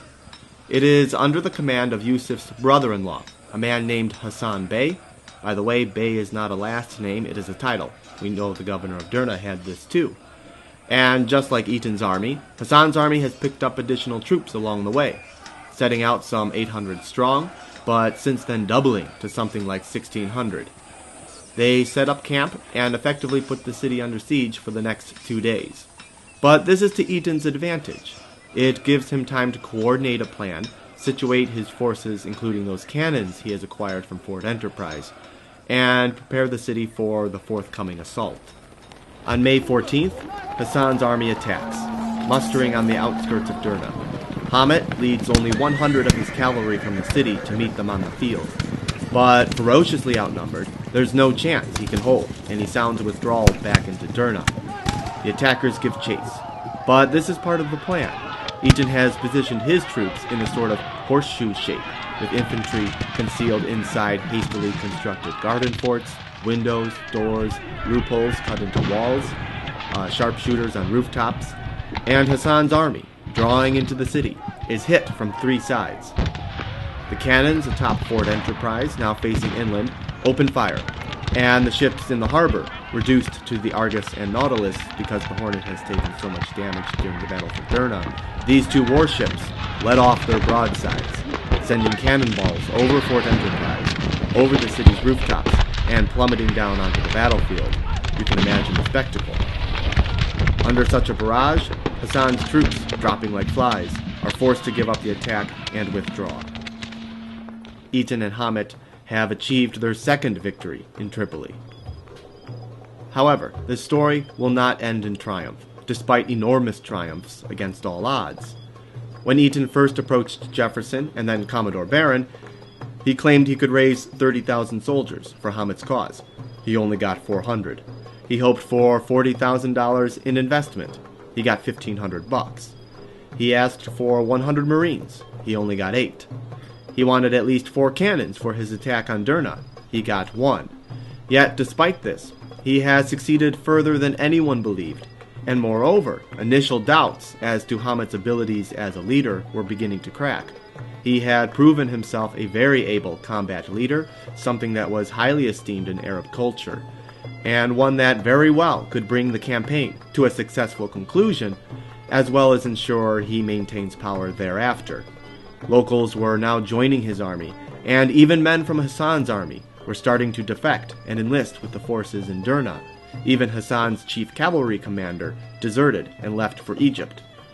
For both Eaton and Hamet, the military momentum is now entirely with them. But on June 1st, a letter from Commodore Barron arrives in Derna. He informs Eaton that he cannot supply him, and that negotiations have actually begun between Tobias Lear and the now desperate Yusuf.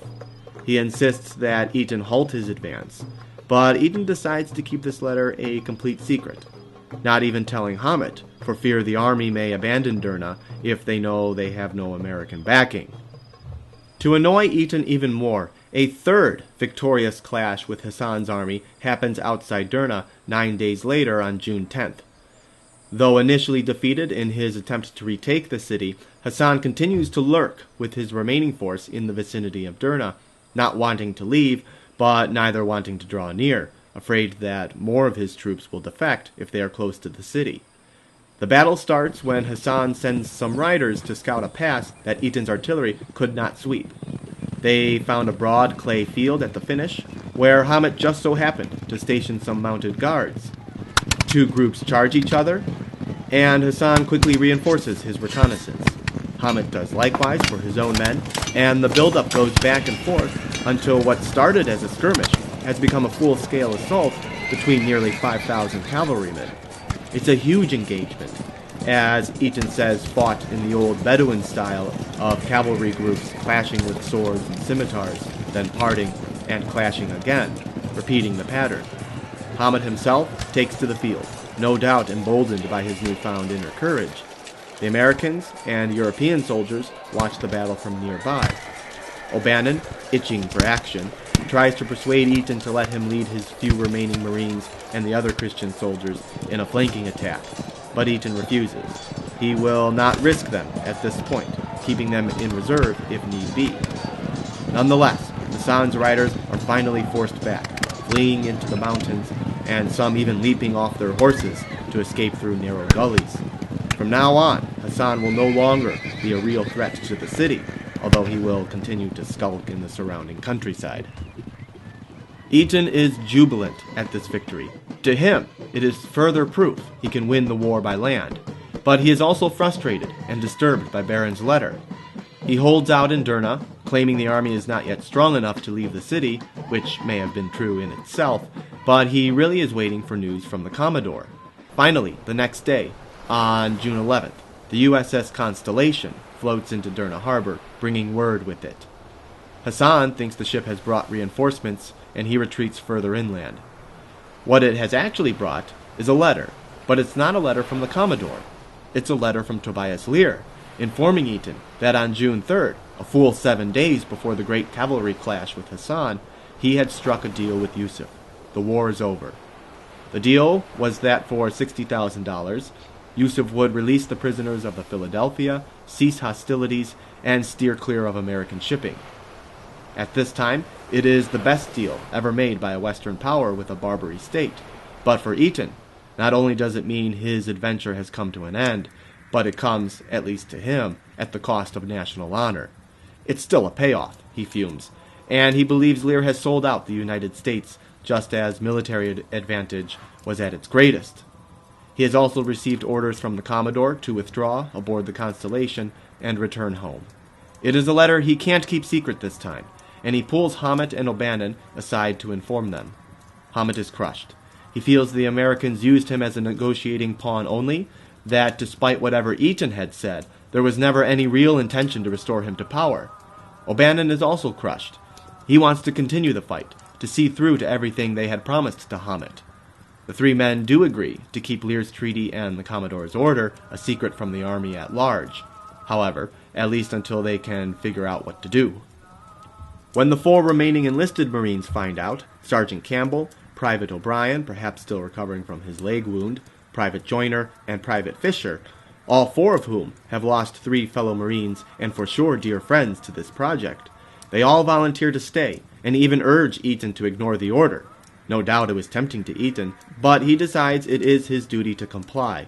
It is agreed that Hamet will go with them, as it was uncertain how the army would react. The Americans were essentially abandoning them. It was American support on which the entire campaign was bet, and no doubt was the great persuasive point for many North Africans to feel the venture was even feasible, and therefore worth joining.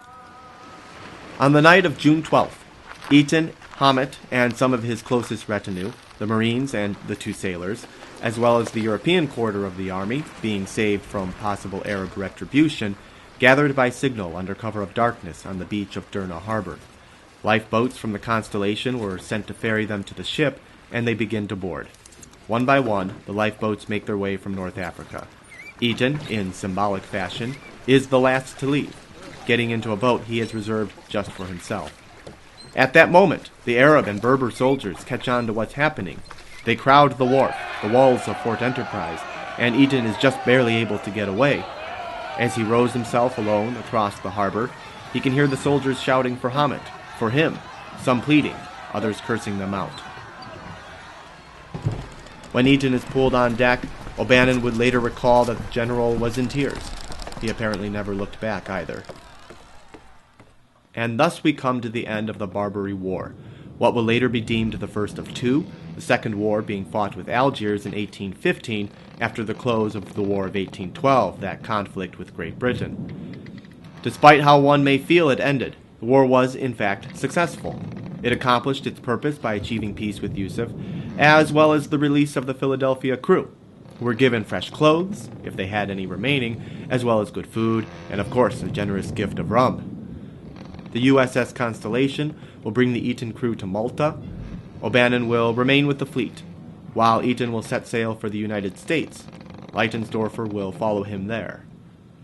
Hamet would spend the next few years moving between Malta and Sicily, waiting for the return of his family, which was a stipulation in the treaty. However, unbeknownst to anyone except Yusuf, Lear had privately agreed that Yusuf would not need to release Hamet's family for another 4 years, perhaps as another bargaining chip to encourage Yusuf to take the terms. You can be sure Yusuf waited out the time to its fullest extent. When Hamet is finally reunited with his wife and now adult children after so many years, he leaves for exile in Egypt. His daughter, who was married by Yusuf to his son, her cousin, will choose to remain in Tripoli with her husband. Congress would grant Hamet a $2,000 payment as well as a salary of $200 a month thereafter. But it's not enough, and Hamet will live out the rest of his life in what was called a squalid existence. It is believed he died sometime in the 1820s. In 1832, Congress would receive a letter from a man claiming to be Hamet's eldest son, stating the Karamanli family was still in destitution. Apparently, Congress never responded. Tobias Lear, a man whom we have not nearly spoken enough about, and who should be given more than I have been able to give him, will never recover from the treaty he made with Tripoli. When peace was at last made, which is an exchange, by the way, worth looking into, he believed he would be welcomed home as a hero. But when news about Eaton's campaign got out, many people, including many notable politicians, felt, with much anger, that he had brought Yusuf to the table too soon, and that maybe Eaton should have been allowed to push his campaign as far as possible. Outrage would increase even further when the secret clause concerning Hamet's family became public knowledge. With the outbreak of the War of 1812, that criticism subsided, and Lear gets a break. But those jeers immediately come back in renewed force and vigor when the Second Barbary War, with Algiers this time, breaks out, and people look back at the First Barbary War. It proves too much for Lear to cope with, being lambasted with what should have been his life's greatest achievement. And on October 11th, 1816, at the age of 54, Tobias Lear put a pistol to his head. As for Eaton, he returns to the United States on November 10th, 1805, of course on the Marine Corps birthday, where he is hailed as a hero, the great American lion in North Africa. Newspapers everywhere praise his exploits in Tripoli and speculate what may have been if he were allowed to finish. Marine Corps Commandant Franklin Wharton, having now succeeded his predecessor William Burroughs, has been badly needing a hero, a story, to back up the Corps' merits, with the foes of the Corps closing in wherever they could.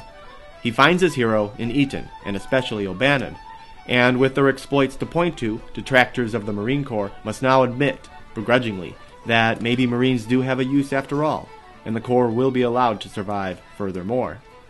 But for Eaton, the glory is bittersweet. To him, the treaty had come at the price of American honor and dignity, as well as the sacrifice of Hamet. And if he did not look back at North Africa, rowing out to the Constellation, North Africa would, forever after, be on his mind and in his vision. From that point on, it's a downhill implosion for Eaton. In many ways, he can't accept that it's over. He invested so much of himself into making it happen that he isn't able to release himself of it. And he erodes emotionally and psychologically. He begins to frequent the local taverns and, to use an old phrase, was given to the bottle. He essentially drinks himself away. He often speaks ill of the Jefferson administration, and certainly of Tobias Lear and Commodore Samuel Barron. He is sometimes seen wearing his old Arabic robes and turban, retelling his time in North Africa to anyone at the bar who would listen, pretty much to the point of nuisance. Though sympathetic, even his friends begin to avoid him. He does have a stint as a representative in the Massachusetts House, and he even has a resurgence as a witness in the treason trial of Aaron Burr, after Burr had secretly approached Eaton to help lead an army that would essentially split off the western acquisitions of the Louisiana Purchase to found a new country. But neither notoriety is enough to quell North Africa in Eaton's mind. Only the bottle will do. On June 1st, 1811, just 6 years after the Battle of Derna, William Eaton dies in almost complete obscurity at his home in Brimfield, Massachusetts. Hardly any obituaries noted it. He was only 47 years old, and it goes to show just how soon and fast a man can really fall. But if I may end this tale on a poetic note, for a man who in his boyhood idolized such figures as Alexander the Great, and who perhaps saw himself emulating the ancient conqueror on his trek across North Africa, it is noteworthy that both these men died similar deaths. Alexander would die days after falling ill during a rather spirited drinking party in Babylon, after he himself was forced to abandon his invasion of the Indian subcontinent.